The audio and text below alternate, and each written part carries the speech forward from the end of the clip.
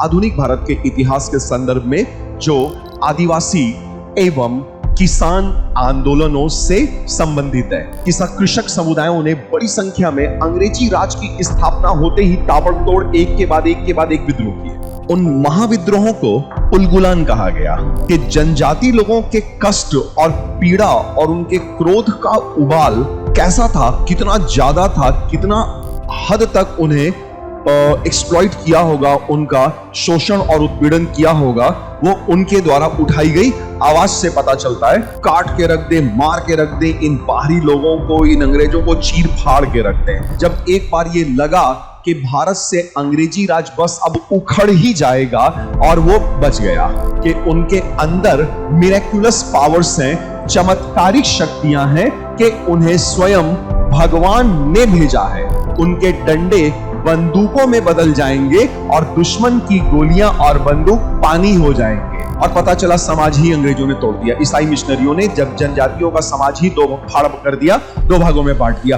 Hello everyone, स्वागत है आप लोगों का पीडब्ल्यू ओनली आईज के शानदार प्लेटफॉर्म पे। मैं जावेद हक, आपका फैकल्टी, और आज के इस सेशन में मैं आपके लिए लेकर के आ रहा हूं यूपीएससी 2026 संभव बैच के लिए एक टॉपिक, 5वां लेक्चर ये हमारा होने जा रहा है। आधुनिक भारत के इतिहास के संदर्भ में जो आदिवासी एवं किसान आंदोलनों से संबंधित है, और हम इसमें पढ़ने जा रहे हैं कि क्यों आदिवासियों ने, जनजातियों ने और किसानों ने, किसान कृषक समुदायों ने बड़ी संख्या में अंग्रेजी राज की स्थापना होते ही ताबड़तोड़ एक के बाद एक विद्रोह किए।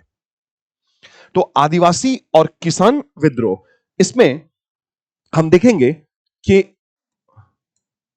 विद्रोह जो हुए उनकी पहले उनकी कैटेगरी बना लेते हैं कि विद्रोह, देखिए, आदिवासी या जनजातीय, ठीक है, जनजाति विद्रोह, फिर कृषक समुदायों का, किसान विद्रोह, और जो किसान है अधिकांश मामलों में वही नागरिक है, तो ओवरलैप करेगा, एवं इसी में हम कर देते हैं नागरिक विद्रोह। तो नागरिक विद्रोह भी आ जाएगा ओवरलैपिंग के सेंस में कि जो किसान है वो नागरिक है, जो नागरिक है वो अधिकांश किसान है। तो आदिवासी एवं या जनजाति एवं किसान विद्रोह। अब इन विद्रोहों के सबसे महत्वपूर्ण बात कि इन विद्रोहों के कारण क्या थे, इन विद्रोहों का क्षेत्र किधर किधर था, वह इन विद्रोहों को किन लोगों ने नेतृत्व प्रदान किया था, और उनका सपना, उनकी सोच क्या थी कि वो कौन सी नई व्यवस्था अपनाना चाहते थे या लागू करना चाहते थे। तो कारण, उनका क्षेत्र व उनके प्रमुख नेतृत्वकर्ताओं पर भी हम चर्चा करेंगे, और इन विद्रोहों के क्या परिणाम निकलकर आए, परिणाम, विद्रोहों के परिणाम, और सबसे महत्वपूर्ण कि इन विद्रोहों की प्रकृति क्या थी, कि किस प्रकृति के, ये किस नेचर के ये विद्रोह थे, इनमें क्या सिर्फ आर्थिक एंगल था या आर्थिक नजरिया था, या कुछ सामाजिक नजरिया भी हुआ करता था इन लोगों का, या कोई राजनीतिक सोच थी, या कुछ नई व्यवस्था को लाना चाहते थे, या फिर वो चमत्कार या धार्मिकता या कुछ इस तरह की चीजें करना चाह रहे थे कि गोल्डन एज का सपना दिखाना और ये बताना कि आप लोग लड़ो, खासतौर पे जनजाति नेतृत्वकर्ताओं द्वारा जनजातियों को, कि आप लोग लड़ो, और आप लोग जब लड़ोगे ना तो उधर से जो अंग्रेज बंदूक चलाएंगे तो उनकी गोलियां हम पानी में बदल देंगे, जो, और आप लोगों के जो डंडे हैं ये डंडे आपके बंदूकों में बदल जाएंगे। तो ये जोश जगाया जा रहा है, जुनून दिया जा रहा है कि जनजाति लोग और ये सब लोग उठें और अपने लिए संघर्ष करें, अपने लोगों के लिए लड़े अंग्रेजी राज के खिलाफ, जो कि अति सशक्त राज्य बन चुका था भारत में। तो कारण, परिणाम, प्रकृति, ठीक है, और ये कितने प्रकार के कैटेगरीज, कितने कैटेगरीज के ये विद्रोह होते हैं, इन पे हम चर्चा करेंगे, ठीक है। और इस पे चर्चा करें इसके पहले कि आप लोगों के लिए, स्टूडेंट्स के लिए महत्वपूर्ण सूचना कि अगर हम यूपीएससी फाउंडेशन कोर्स प्रिपेयर करते हैं, आप हमारे साथ जुड़िए और इसको प्रिपेयर करिए, अपने सपनों को आप साकार करिए हमारे साथ जुड़ करके। आपके लिए हम अथक परिश्रम कर रहे हैं, आप लोग भी बहुत कर रहे हैं, ठीक है, और इसी वजह से तो हम लोग ये संभव बैच का सीरीज आप लोगों के लिए लेकर के आते हैं।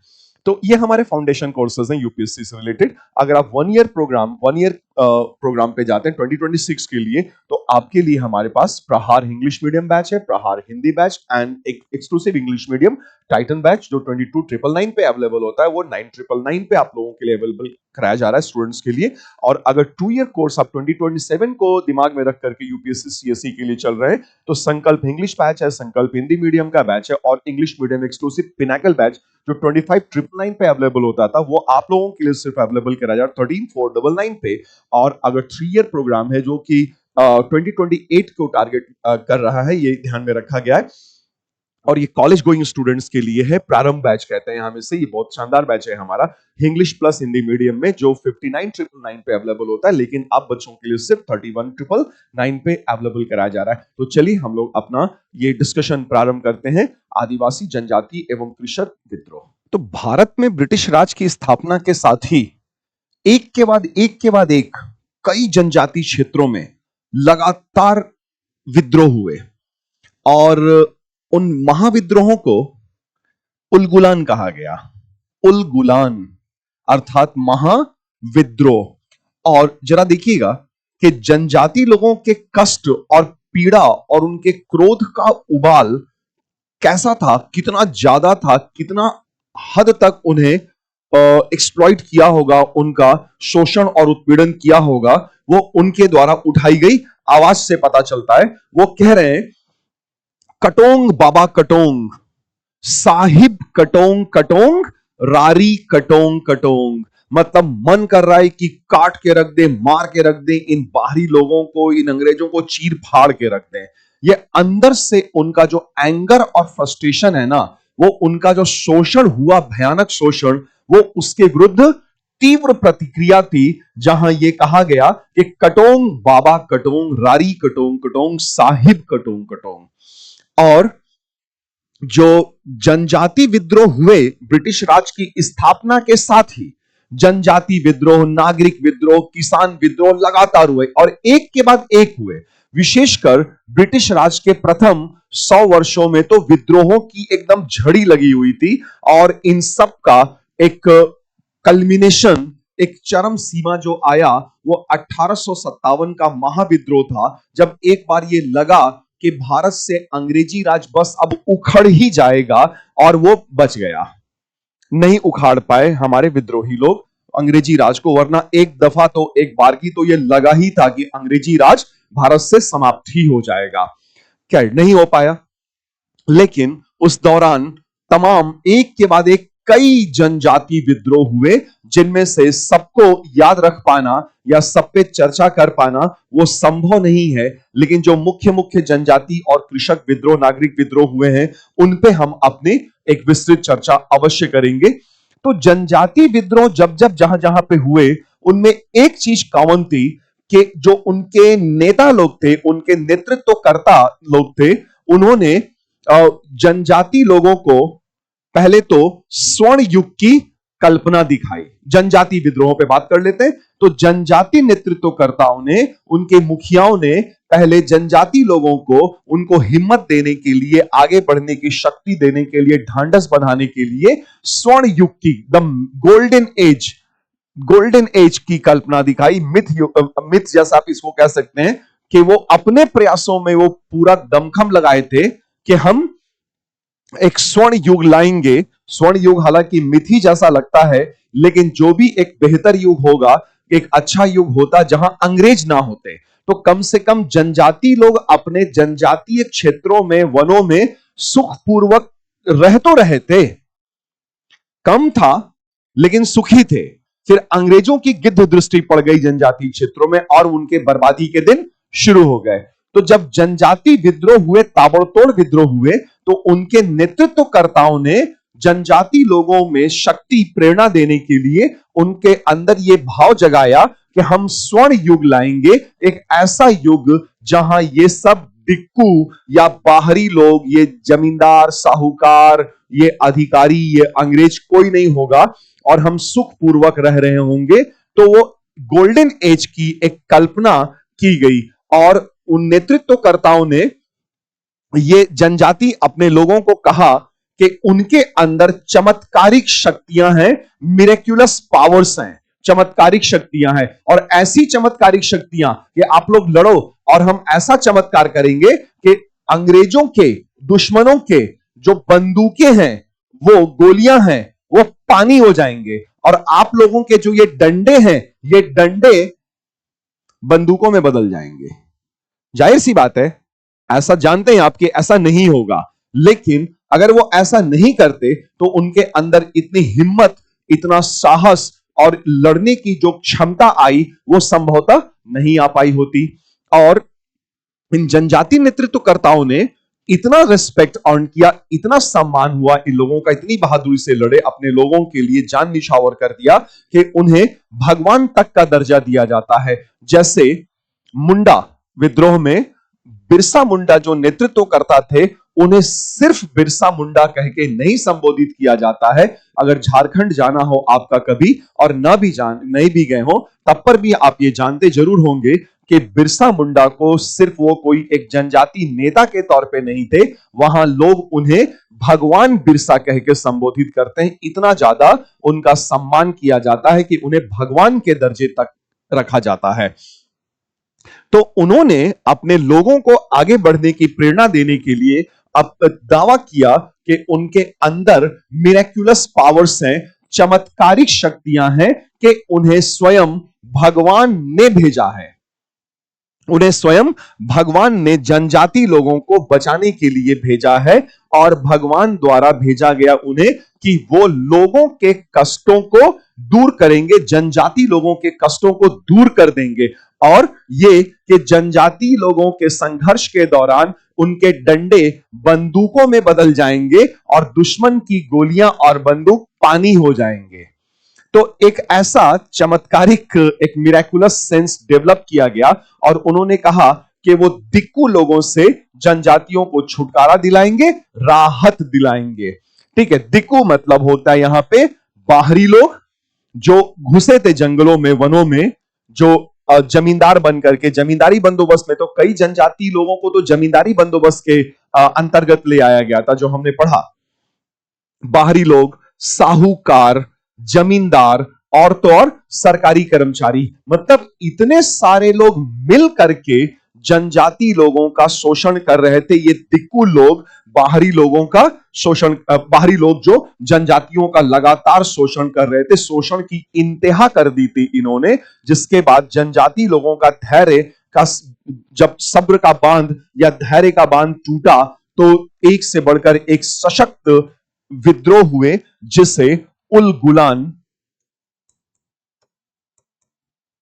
उलगुलान की महाविद्रोह की संज्ञा दी गई है। ठीक है, और अब हम देखते हैं कि अंग्रेजों के भारत आने से पूर्व, और जब तक वो जनजाति क्षेत्रों में घुसपैठ नहीं करते हैं ये अंग्रेज उपनिवेशवाद वाले, साम्राज्यवाद और उपनिवेशवाद वाले, तो अंग्रेजों के पूर्व हमारे जनजाति बंधुओं का जीवन यापन कैसा था? जाहिर सी बात है, वनों में रह रहे हैं तो सामान्य जीवन यापन होगा, लेकिन खुश तो थे ना।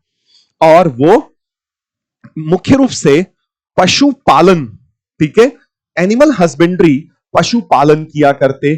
ठीक है, पशुपालन, और पशुपालन के साथ शिकार पर जीवन निर्वाह किया करते थे। और इसके अलावा पशुपालन और शिकार के अलावा मुख्य रूप से जो चल रहा था कृषि कार्य, वो थोड़ा सीमित पैमाने पे था। कृषि कार्य करते थे, सीमित पैमाने पर करते थे, और बहुत ज्यादा एक जगह तक टिके नहीं रहते थे। और जो इनका कृषि कार्य था ना, कुछ जगहों पे थोड़ा स्थायी रूप से टिके रहते थे, लेकिन ज्यादातर जगहों पे वो एक जगह पे लंबे समय तक खेती नहीं करते थे। एक जगह पे लंबे समय तक खेती नहीं करते थे, तो उस पैटर्न को झूम खेती कहते हैं। झूम कल्टीवेशन, स्लैश एंड बर्न और शिफ्टिंग। ठीक है, शिफ्टिंग कल्टीवेशन और स्लैश एंड बर्न कल्टीवेशन कहा गया। तो ये क्या करते हमारे जनजाति लोग, वो जंगल के एक हिस्से में कैनोपी, पेड़ों के ऊपर वाला हिस्सा, वो सब एक एक हिस्सा वो काटते छांटते और उसको जला देते, तो राख बन जाता। और उसी राख में चूंकि ये फर्टाइल होगा तो उसमें बीज ऐसे डाल देते, छिटक देते बीज, और बारिश होती, बीज छिटकते, जितनी फसल हुई हुई, नहीं हुई नहीं हुई, फसल काटा और आगे बढ़ गए, किसी अन्य स्थान पे शिफ्ट कर गए, फिर अन्य स्थान पे शिफ्ट कर गए। तो ये थोड़े थोड़े समय पर शिफ्ट करते जाते थे। तो जब तक ये किसी अन्य स्थान पे पहुंचेंगे तब तक ये वाला हिस्सा इनका फिर से यहां पे पेड़ पौधे उग आएंगे और ये वापस वन में तब्दील हो जाएगा।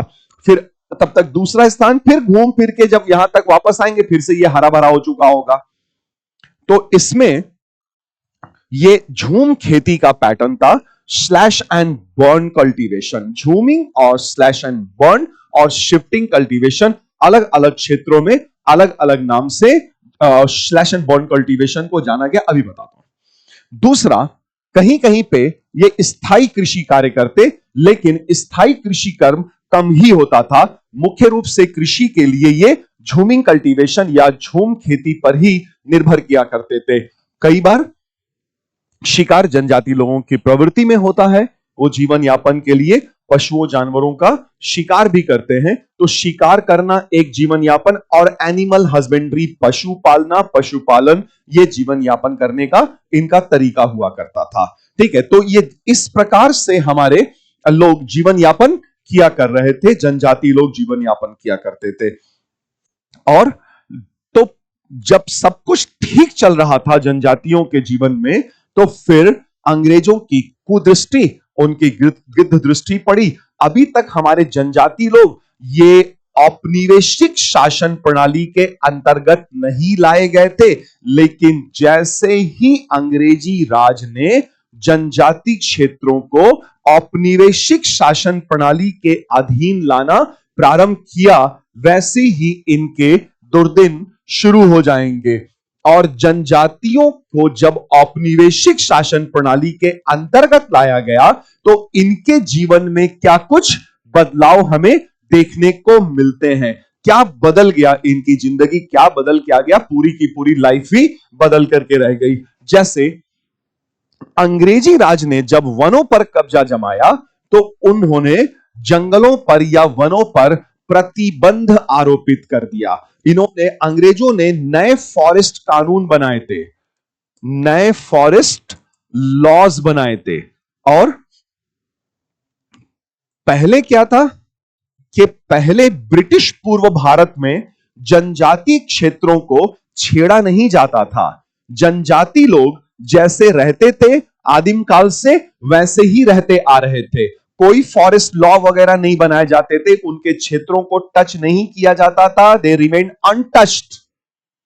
और फिर जनजाति लोग अपने स्तर से जीवन जीते थे जो उन्हें अच्छा लगता था, और वो वन उत्पादों का, फॉरेस्ट प्रोड्यूस का फ्री ऑफ कॉस्ट, बिना किसी को मूल्य दिए वो इस्तेमाल करते थे, प्रयोग में लाते थे। वो जंगल से लकड़ी निकालते, शहद इकट्ठा करते, पशुओं का चारा इकट्ठा करते, लाख एकत्रित करते, और वो इन चीजों को लेकर के आसपास के वनों के आसपास के गांव में जो लोग सेटल होते थे, ग्रामीण लोगों के साथ इनका सीमित संपर्क होता था, और ये उत्पाद लेकर के गांव के लोगों के पास जाते, उन्हें ये उपज दे देते, और उनसे कुछ कुछ अपनी चीजें जो भी उन्हें चाहिए होता था, गांव वालों से अनाज वगैरह या कुछ और चीजें वो वहां से ले लेते थे।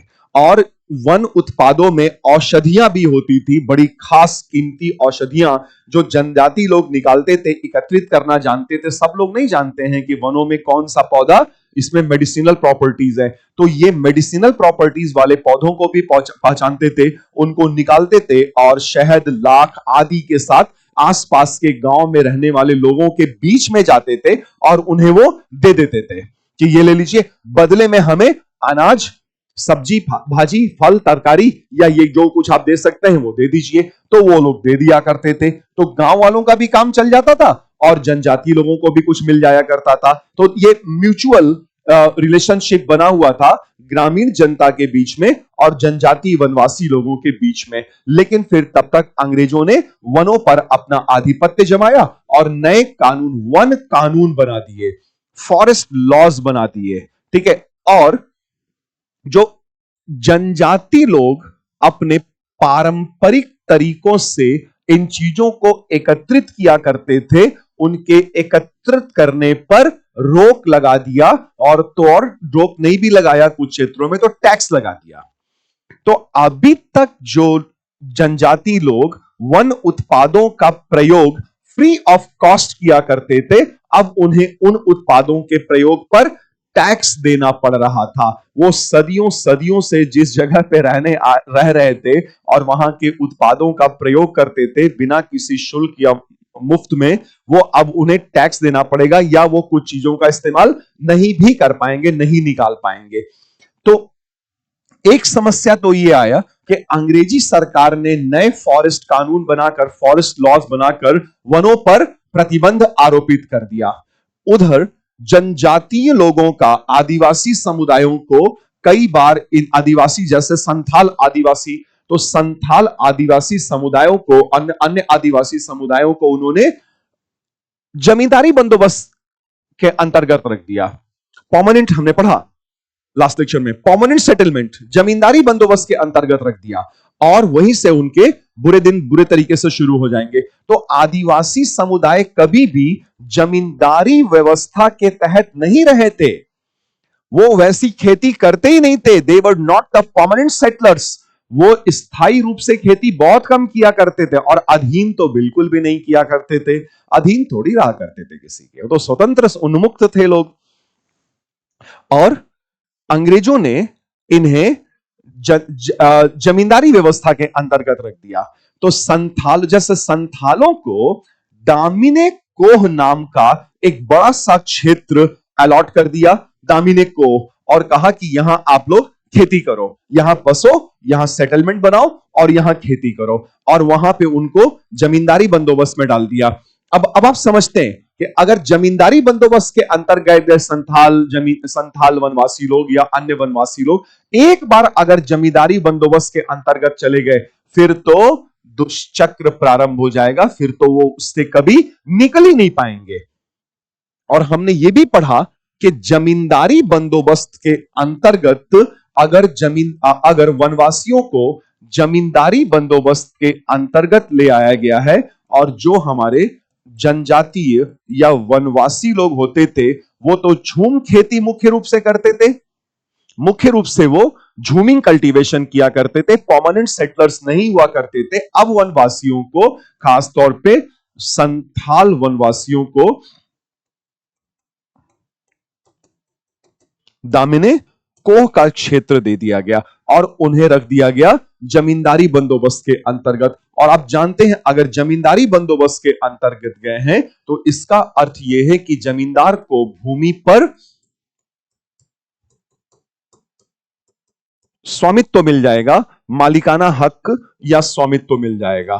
ठीक है, जमींदार, और ये हो जाएंगे रेंटर पीजेंट्स, किरायादार किसान, किरायादार किसान, रेंटर पीजेंट्स बन के रह जाएंगे। तो अब ये जो संथाल लोग हैं, परमानेंट सेटलर संथाल, अब ये संथाल लोग किसके जमीन पे खेती कर रहे हैं? दामिने कोह में वो तो जमींदार की जमीन पे खेती कर रहे हैं, क्योंकि जमींदार को जमींदारी बंदोबस्त में मालिकाना हक दिया गया। तो अब ये किराएदार किसान बन के रह गए। तो अब ये जमींदार को क्या पे करेंगे?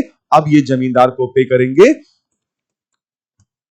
जमींदार की भूमि पर हल चलाने के बदले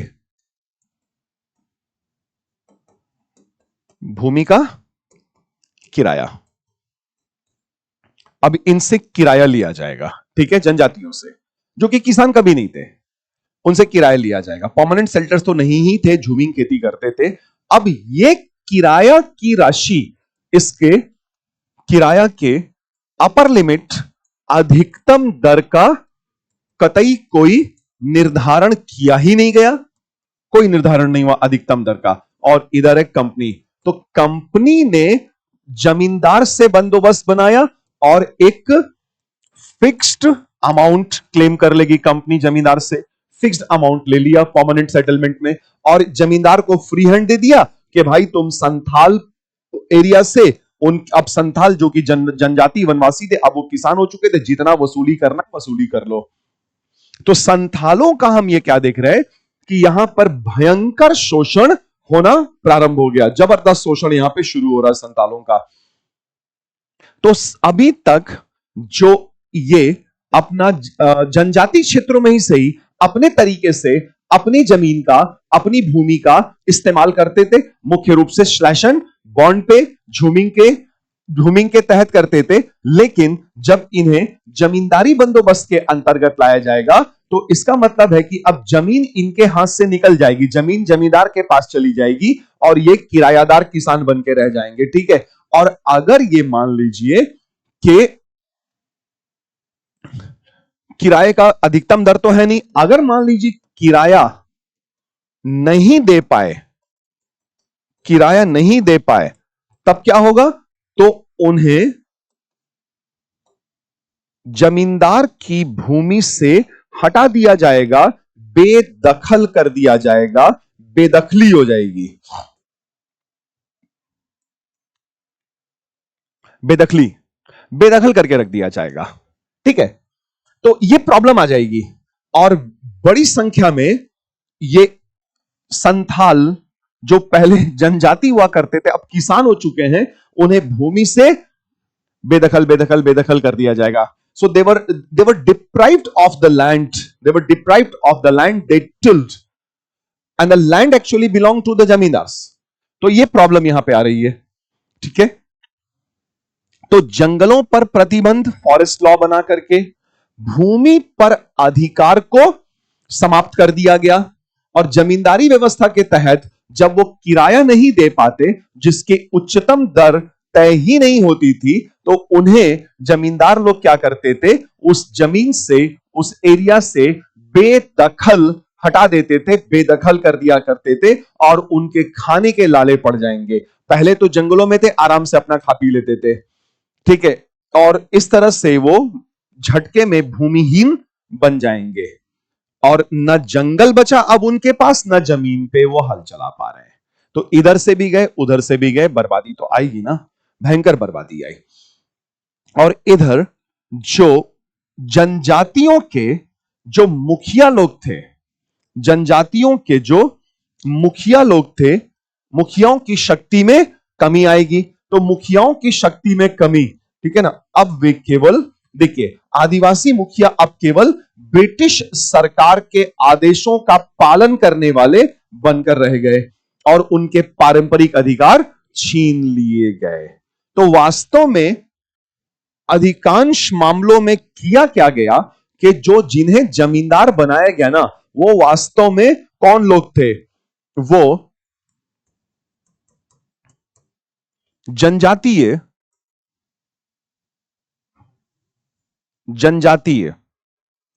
जो ट्राइबल चीफ होते थे ना, उन्हीं लोगों को बना दिया गया।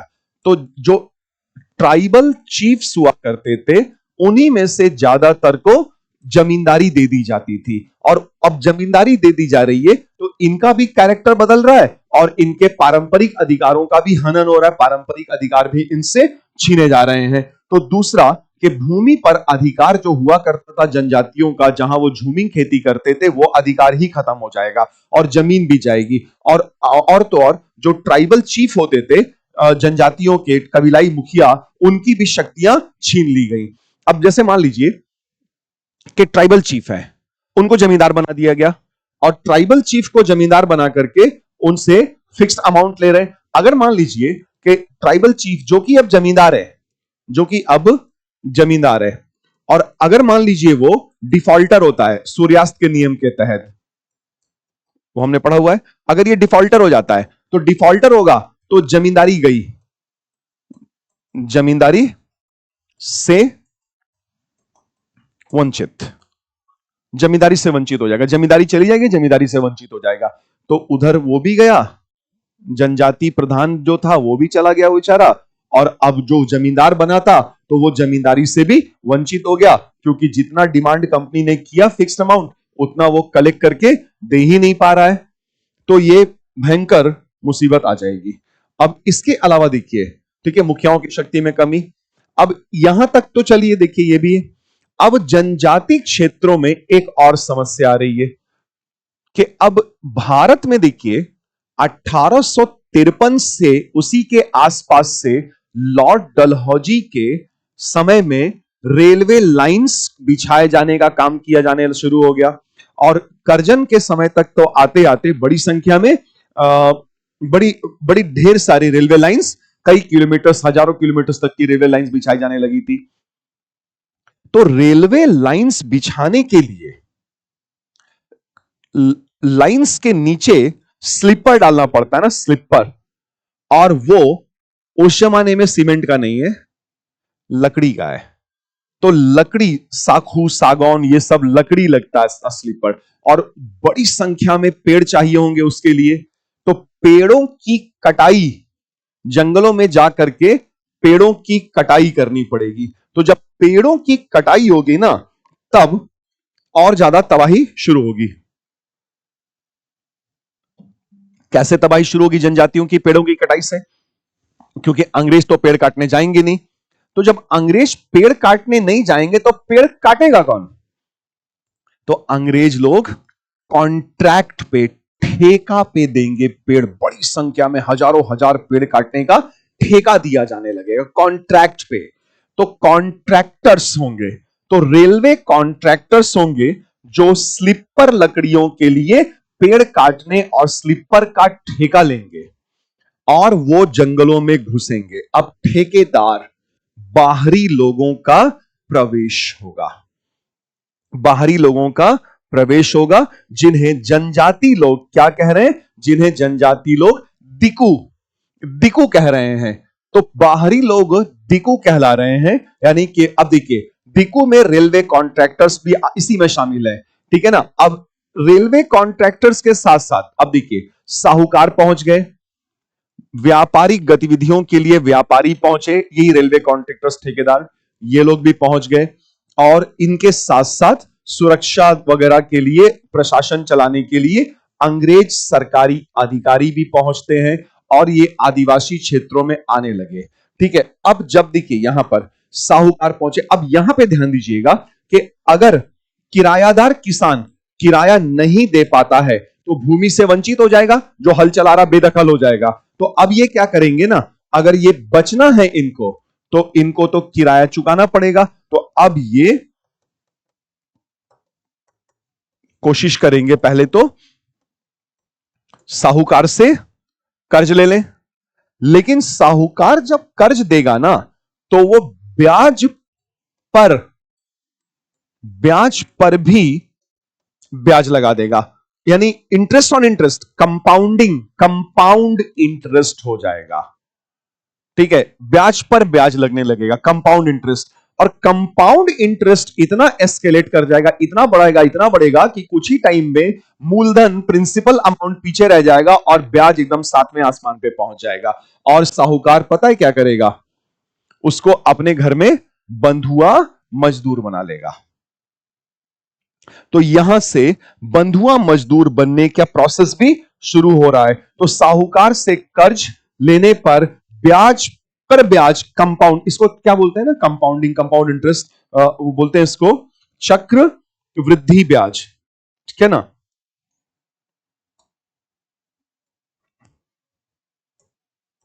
कंपाउंड इंटरेस्ट, चक्र वृद्धि ब्याज लग जाता था। तो चक्रवृद्धि ब्याज तो तबाही ही कराएगा, ठीक है। कंपाउंडिंग हो जाएगा इंटरेस्ट का, कंपाउंड इंटरेस्ट, ये हो रहा है मुसीबत, ठीक है। और तो यही बाहरी लोग हैं, इन्हीं के लिए वो लोग कह रहे हैं ना, कटोंग बाबा कटोंग, साहिब कटोंग कटोंग, रारी कटोंग कटोंग, काट के रख देंगे, चीर फाड़ के रख देंगे। इतना एंगर और फ्रस्ट्रेशन आ गया था आदिवासियों के मन में, क्योंकि इतना भयंकर शोषण हुआ था, अंदाजा लगा लीजिए इसी से। तो साहूकार, व्यापारी, ठेकेदार और सरकारी अफसर आदिवासी क्षेत्रों में आने लगे और ये मनमाना शोषण आदिवासियों का करने लगे। इन बाहरी लोगों को दिकू, कबीलाई लोग, ट्राइबल्स दिकू कह रहे हैं, जिन्होंने आदिवासियों का शोषण किया, ऋण दिया, ब्याज में चक्रवृद्धि ब्याज लगाया, साधारण ब्याज नहीं, चक्रवृद्धि ब्याज लगाया, और ब्याज के जाल में फंसा करके आदिवासियों को उनकी जमीनें छीनी, उनके संसाधन छीने, उनका हर तरीके से मानसिक शारीरिक तरीके से शोषण किया गया। और उधर तो बलात् श्रम, जबरन श्रम और श्रम कराया जाएगा कि चलो काम करो, कि इधर आओ भाई, इधर आओ, क्या, हाँ जी हुजूर माई बाप, चलो ये लकड़ियां पड़ी हुई लकड़ियां चीर दो। और सुबह से शाम तक वो आदिवासी अपनी कुल्हाड़ी से लकड़ियां चीर दिया, हाँ चलो ठीक है, चलो निकलो यहां से, चलो भागो नहीं तो बहुत मारेंगे, उसको भगा दिया गया डांट के। और वो पूरे दिन काम किया, एक फूटी कौड़ी नहीं, उसको फूटी कौड़ी तो छोड़िए, खाना एक वक्त का नहीं दिया, चाय नहीं पूछा। तो ये बलात् श्रम, अनपेड लेबर, ठीक है ना, अनपेड लेबर, जबरन श्रम, अनपेड मजदूरी और अनपेड।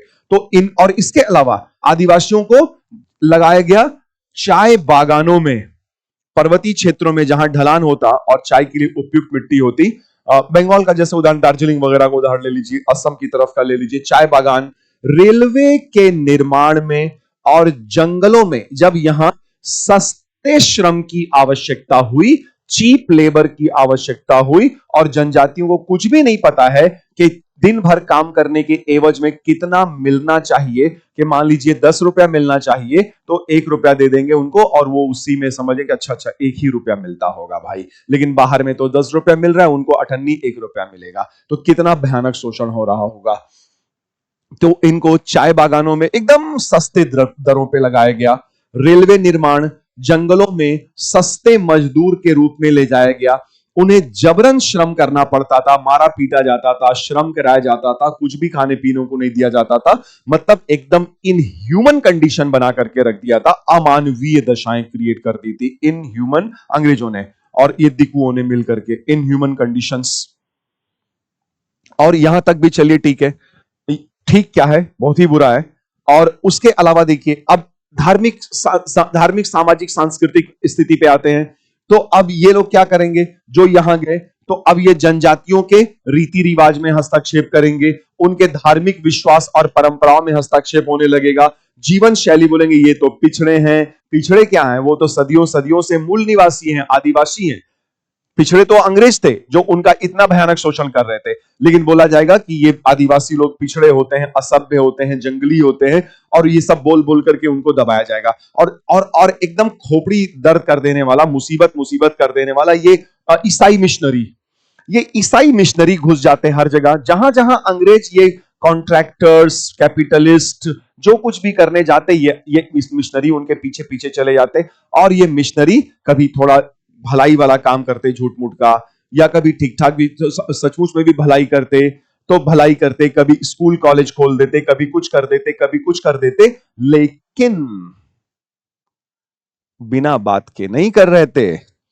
तो जब ये लोग जनजाति क्षेत्रों में स्कूल खोलते, कॉलेज खोलते, कुछ भलाई के कल्याण के कार्य करते थे, तो वो दवा देना, ठीक कर देना, तो इनके द्वारा इनका जो इंटेंशन था ना, वो बोनाफाइड नहीं था, मैलाफाइड इंटेंशन था, मतलब रॉन्ग इंटेंशन था, सही नहीं था। और इनके कल्याणकारी कार्यों के पीछे की जो सोच थी, लोग कल के कल्याणकारी कार्य करेंगे, इसके पीछे की जो सोच थी, वो ये सोच थी कि इन लोगों को ईसाई धर्म में कन्वर्ट करा लिया जाए। तो their real intention was not to uplift the tribals but to convert them into the Christianity.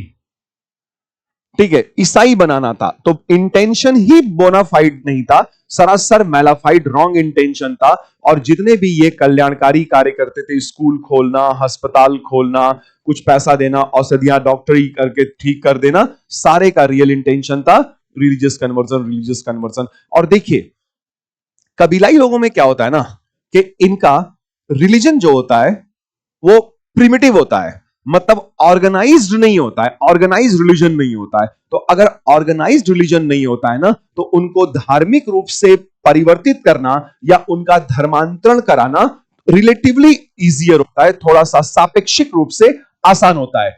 अगर व्यक्ति संगठित धर्म का है, जैसे हिंदू है या मुसलमान है या ईसाई है इवन, तो उसको रूपांतरित, धर्मांतरित करा पाना बहुत कठिन होता है। बहुत कठिन होता है। लेकिन एक जनजाति व्यक्ति है ना, जिसका रिलीजन ऑर्गेनाइज नहीं है, प्रिमिटिव है, तो उसका कन्वर्जन आसान हो जाता है, सापेक्षिक रूप से आसान होता है। तो बड़ी संख्या में ये ईसाई मिशनरी जिन जिन जनजाति क्षेत्रों में गए, वहां पे बड़ी संख्या में इन्होंने धर्मांतरण कराया। आप नॉर्थ ईस्ट चले जाइए, नॉर्थ ईस्ट में ट्राइबल्स लोग थे, अपने तरीके से जीते थे, अपना धार्मिक विश्वास, अपनी परंपराएं थी, लेकिन बड़ी संख्या में नॉर्थ ईस्ट में कबीलाई लोगों को ईसाई बनाया गया। झारखंड के फॉरेस्टेड एरियाज में चले जाइए, वहां देखने को मिल जाएगा। मध्य प्रदेश छत्तीसगढ़ के एरियाज में जाइए, वहां देखने को मिलेगा। महाराष्ट्र के फॉरेस्टेड एरियाज में, ट्राइबल बेल्ट्स में जाएंगे तो बड़ी संख्या में क्रिश्चियंस मिलेंगे। तो मतलब मैं ये नहीं कह रहा हूं कि रिलीजियस कन्वर्जन बुरा है। रिलीजियस कन्वर्जन आपकी मर्जी है, वो अभी के हिसाब से अगर हम देखें तो रिलीजियस कन्वर्जन गलत तरीका नहीं होना चाहिए। अगर कोई व्यक्ति धर्मांतरित हो रहा है तो स्वेच्छा से होना चाहिए, लालच से, बलपूर्वक, ये सरासर गलत होता है। अगर कोई व्यक्ति खुद से हो जा रहा है तो उसमें कोई दिक्कत नहीं है भाई, मुझे या किसी को भी नहीं होना चाहिए। कि मान लीजिए मैं मुसलमान हूं और मैं स्वेच्छा से हिंदू हो जाता हूं, तो किसी को इससे कोई दिक्कत नहीं होनी चाहिए। लेकिन अगर कोई मुझे लालच दे करके बोले कि इतना पैसा देंगे, इतना ब्याह करा देंगे, ये करा देंगे और बढ़िया सब कुछ, अच्छा जिंदगी, बंगलो भी दे देंगे, और मैं बोला अरे वाह, बैठे बिठाए, चलो चलो, हाँ ठीक है ठीक है, संडे संडे चर्च आ रहा हूं भाई, तो ये गलत हो जाएगा ना। तो आर्टिकल 25, 26, 27, 28 में हमें धार्मिक स्वतंत्रता मिली हुई है, लेकिन इसका यह मतलब नहीं होता है कि किसी को गलत तरीके से धर्मांतरित कराया जाए। तो उस समय की हम खैर बात कर रहे हैं, अभी तो नहीं बात कर रहे, उस समय की हम इतिहास में जा रहे हैं, देख रहे हैं कि रिलीजियस कन्वर्जन हो रहा है बड़ी संख्या में, लेकिन उसका इंटेंशन मैलाफाइड है, बोनाफाइड नहीं है, जो भी कल्याणकारी कार्य किया जा रहा है वो। अब इससे दिक्कत क्या आएगी, देखिए कि इससे दिक्कत यह आएगी कि ईसाई जनजाति हो जाएंगे जो लोग कन्वर्ट हो जाएंगे, और कई ऐसे भी तो होंगे जो कन्वर्ट नहीं होंगे। तो जो कन्वर्ट नहीं होंगे वो गैर ईसाई जनजाति होंगे। अब पूरा जनजाति समाज स्पष्ट रूप से दो भागों में बंट जाएगा। एक वो जनजाति जो ईसाई हो चुके हैं, और एक वो जनजाति जो अभी भी अपने तरीके से पुराने हिसाब से चल रहे हैं, अपनी पुरानी परंपराओं, धार्मिक विश्वास का पालन कर रहे हैं, वो गैर ईसाई जनजाति। और पता चला समाज ही अंग्रेजों ने तोड़ दिया, ईसाई मिशनरियों ने जब जनजातियों का समाज ही दो फाड़ कर दिया, दो भागों में बांट दिया, और अब ईसाई जनजाति और गैर ईसाई जनजातियों में आपस में भिड़ंत होना कर दिया। इन्होंने लड़ाई लगाना शुरू कर दिया, आग लगाना शुरू कर दिया। यह काम किया गया एक्चुअली। तो सांस्कृतिक, सामाजिक, धार्मिक मसलों में हस्तक्षेप प्रारंभ कर दिया गया, ठीक है। और फिर देखते हैं कि और क्या असर पड़ा, कि झूम खेती का क्या हुआ, झूम कल्टीवेशन, झूम खेती का, ठीक है। तो ये तो आपको पता है कि स्थानांतरित खेती या झूम कृषि क्या थी, जो अभी मैंने आपको पिक्स भी दिखाया, एक्सप्लेन भी किया था। तो आदिवासी समुदायों द्वारा की जाने वाली एक पारंपरिक कृषि प्रणाली, ठीक है ना, जिसमें किसान जंगल का एक क्षेत्र कैनोपी वगैरह से पूरा काट करके जला देंगे और राख का उपयोग खाद के रूप में करेंगे, और कुछ वर्षों तक वहां पे खेती करेंगे, फिर वहां से शिफ्ट कर जाएंगे, फिर दूसरी जगह वो रिपीट होगा, तीसरी जगह रिपीट होगा, 10वीं 20वीं जगह, और घूम के जब वो पहली जगह आएंगे तो पहली जगह फिर से वैसे ही अपने मूल रूप में आ चुकी होती है। तो स्थानांतरित खेती या झूम खेती को भारत में अलग अलग क्षेत्रों में अलग अलग नाम से जाना जाता है। जैसे झूम जो कहते हैं ना, झूमिंग, वो पूर्वोत्तर क्षेत्र के हिसाब से है, पोड्डू उड़ीसा में, और छत्तीसगढ़ में दिनाई। और ब्रिटिश सरकार ने क्या किया, उन्होंने झूम खेती को बोला ये अवैज्ञानिक है और अस्थायी माना, और इसमें बाधा लगाना शुरू कर दिया, इसको रोकना शुरू कर दिया। क्योंकि इसमें क्या था ना, कि अंग्रेज लोग लगान की वसूली नहीं कर पा रहे थे, क्योंकि कबीलाई लोग एक जगह पे टिक ही नहीं रहे, तो कहां से लगान की वसूली कर लोगे, वो एक कल यहां, परसों यहां, नरसों यहां, ऐसे ऐसे अपने शिफ्ट होते रहते थे। तो इस झूम खेती में अंग्रेजों के हाथ ना लगान नहीं आ पा रहा था, और आ भी रहा था तो बहुत थोड़ा अमाउंट। तो अंग्रेजों ने यही सोचा कि झूम खेती खत्म कर दो, तो इन्होंने झूम खेती खत्म करना प्रारंभ कर दिया, इस पर प्रतिबंध लगाया, और वनवासी लोगों को, जनजाति लोगों को, खासतौर पे बंगाल की तरफ के, उनको परमानेंट सेटलमेंट में जमींदारी बंदोबस्त में लेकर के चले आए। और जब जमींदारी बंदोबस्त में लेकर के चले आए तो वहीं से उनका भयंकर शोषण होने लगा। बस रोका अंग्रेजों ने जानबूझ करके। वो क्यों रोका? क्योंकि इसे ये तो बहाना है कि ये अवैज्ञानिक खेती है या अस्थायी खेती है। दिक्कत ये थी अंग्रेजों को इससे, क्योंकि वो किसान एक जगह पर टिक के नहीं रहते थे लंबे समय तक, तो उनसे सरकार, अंग्रेजी सरकार लगान की वसूली कर ही नहीं पाती थी। ये इनकी सबसे बड़ी समस्या बनी हुई थी। तो स्थानांतरित खेती, फिर उसको ब्रिटिश ने नीतियां बनाई, उसको रोक दिया और किसानों को भयंकर तरीके से शोषण किया। और अब देखिए फॉरेस्ट लॉ बनाए अंग्रेजों ने, नए नए फॉरेस्ट लॉज बनाए, फॉरेस्ट लॉज पास किए गए। ठीक है, वन कानून में बनाए गए, वन कानून में बहुत सारा नए वन कानून बनाए, पुराने में बदलाव भी करते रहते थे बीच बीच में। अब जैसे कि मैंने आपको बोला कि क्यों प्रतिबंध लगा रहे हैं ये जनजातियों पर? क्योंकि इनको बड़ी मात्रा में लकड़ियां चाहिए रेलवे स्लीपर्स के लिए। अंग्रेजों को लकड़ी की जरूरत, तो लकड़ी की जो जरूरत है वो रेलवे स्लीपर्स के लिए। इसके अलावा लकड़ियों की और भी तो जरूरत है ना, इमारतों के निर्माण में, फर्नीचर, मेज कुर्सी, टेबल कुर्सी बनाना चाहते थे। और इसलिए भी क्योंकि वो जो लकड़ियां मिल रही हैं जंगल से, शीशम, साखू, सागौन वगैरह की, उनका कॉमर्शियल इस्तेमाल किया जा सके, कॉमर्शियल यूसेस किया जा सके, दोहन किया जा सके। और इसीलिए वन सरकारी संपत्ति घोषित होने लगी कि वन है तो भैया ये वन ऐसे ही नहीं है, ये सरकार की प्रॉपर्टी है, सरकार की संपत्ति है, आदिवासियों की संपत्ति नहीं है। ठीक है, तो वन कानून लगा के सरकारी वन बना दिए गए।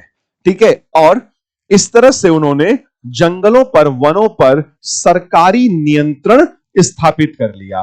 ठीक है, और फिर वो वनों को संरक्षित वन, आरक्षित वन, वो कई कैटेगरी बनाने लगे, संरक्षित, आरक्षित आदि। और फिर वैसे ही उसी हिसाब से कि इस क्षेत्र में आप ये गतिविधि कर सकते हैं, इस क्षेत्र में ये गतिविधि कर सकते हैं, इसमें ये नहीं कर सकते। तो आदिवासियों का उन क्षेत्रों में, और आदिवासी पहले तो बिंदास रहते थे, उन क्षेत्रों में बोले यहां पे आप शिकार नहीं कर सकते हैं, यहां पे आप लकड़ी नहीं काट सकते, यहां पे आप शहद नहीं इकट्ठा कर सकते, इतने एरिया में आप पशु नहीं चरा सकते हैं, और स्थानांतरित खेती पर ही प्रतिबंध लगा दिया ताकि अधिक से अधिक दोहन कबीलाई क्षेत्रों का और जनजाति लोगों का अधिकतम दोहन किया जा सके।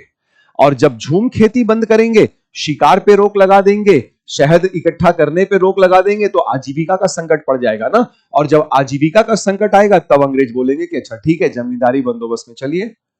और जब ये जमींदारी बंदोबस्त में जाएंगे, बाकी आपको पता है जमींदारी बंदोबस्त में क्या होगा। ठीक है, तो इसका ओवरऑल देखिए कि आदिवासियों पे क्या प्रभाव पड़ेगा। बर्बादी, आदिवासियों पे क्या प्रभाव पड़ेगा? तो आदिवासियों पे जो प्रभाव पड़ा ना, सबसे बड़ी समस्या तो उनका लाइवलीहुड क्राइसिस आ जाएगा, आजीविका का संकट आन खड़ा होगा, आजीविका का संकट। क्योंकि अब जंगलों से ये खाद्य पदार्थ, ईंधन, दवाई, औषधियां, लकड़ी, शहद और चारा, ये सब प्राप्त नहीं कर पाएंगे। अंग्रेजी राज के पूर्व ये सब कुछ जनजाति लोगों को फ्री ऑफ कॉस्ट अवेलेबल होता था, लेकिन जब वन कानून बन गए, प्रतिबंध लगा दिए गए, तो अब ये सारी चीजें जनजाति लोगों को फ्री ऑफ कॉस्ट अवेलेबल नहीं थी, बल्कि प्रतिबंधित कर दिया गया। और ये सारे इन फॉरेस्ट लॉस के बाद ये सारी चीजें जनजातियों के हाथ से निकल गईं। और इससे क्या हुआ ना कि उनके पारंपरिक रीति रिवाज, उनका धार्मिक विश्वास, परंपराएं, उनके सांस्कृतिक जीवन आदि पर प्रभाव पड़ा, और उनकी धार्मिक सांस्कृतिक स्वतंत्रता भी जाती रही। और बाकी उनसे जबरदस्ती श्रम कराया जाता, जबरन श्रम कराया जाता। और वन विभाग, फॉरेस्ट डिपार्टमेंट ने आदिवासियों को जबरदस्ती जंगलों में काम पर लगाया, उनसे अनपेड लेबर लिया जाता। ठीक है, अनपेड लेबर मतलब पूरा काम करा रहे हैं, दिन भर काम करा रहे हैं, और एक फूटी कौड़ी नहीं दिया जा रहा है। ठीक है, पेमेंट ही नहीं करते थे, उनके लेबर के अगेंस्ट में कोई पेमेंट नहीं किया जा रहा है, खाना पानी नहीं दिया जा रहा है, और मतलब बलात् श्रम, जबरन श्रम। तो श्रम भी करा ले रहे हैं और एक पाइप भी नहीं दे रहे हैं। जीवन शैली जा रही है, बर्बाद हो रही है, धार्मिक विश्वास परंपराओं पे नकारात्मक प्रभाव पड़ रहा है, वो अंदर से वो तकलीफ, वो साइकोलॉजिकल जो ट्रॉमा वो अलग से चल रहा है। ठीक है, और फिर इसी वजह से आप देखिए कि बहुत सारे जगहों पर विद्रोह हो गए, विद्रोह और संघर्ष हुए। तो वन कानूनों के कारण कई जगह विद्रोह और विरोध हुए। जैसे अब 1910 के आसपास बस्तर में विद्रोह हुआ। 1899 से 1900 के दौरान छोटा नागपुर पठार में बिरसा मुंडा जी के नेतृत्व में, भगवान बिरसा के नेतृत्व में एक सशक्त उलगुलान या ट्राइबल रिवोल्ट हुआ, और ये बहुत ही सशक्त था।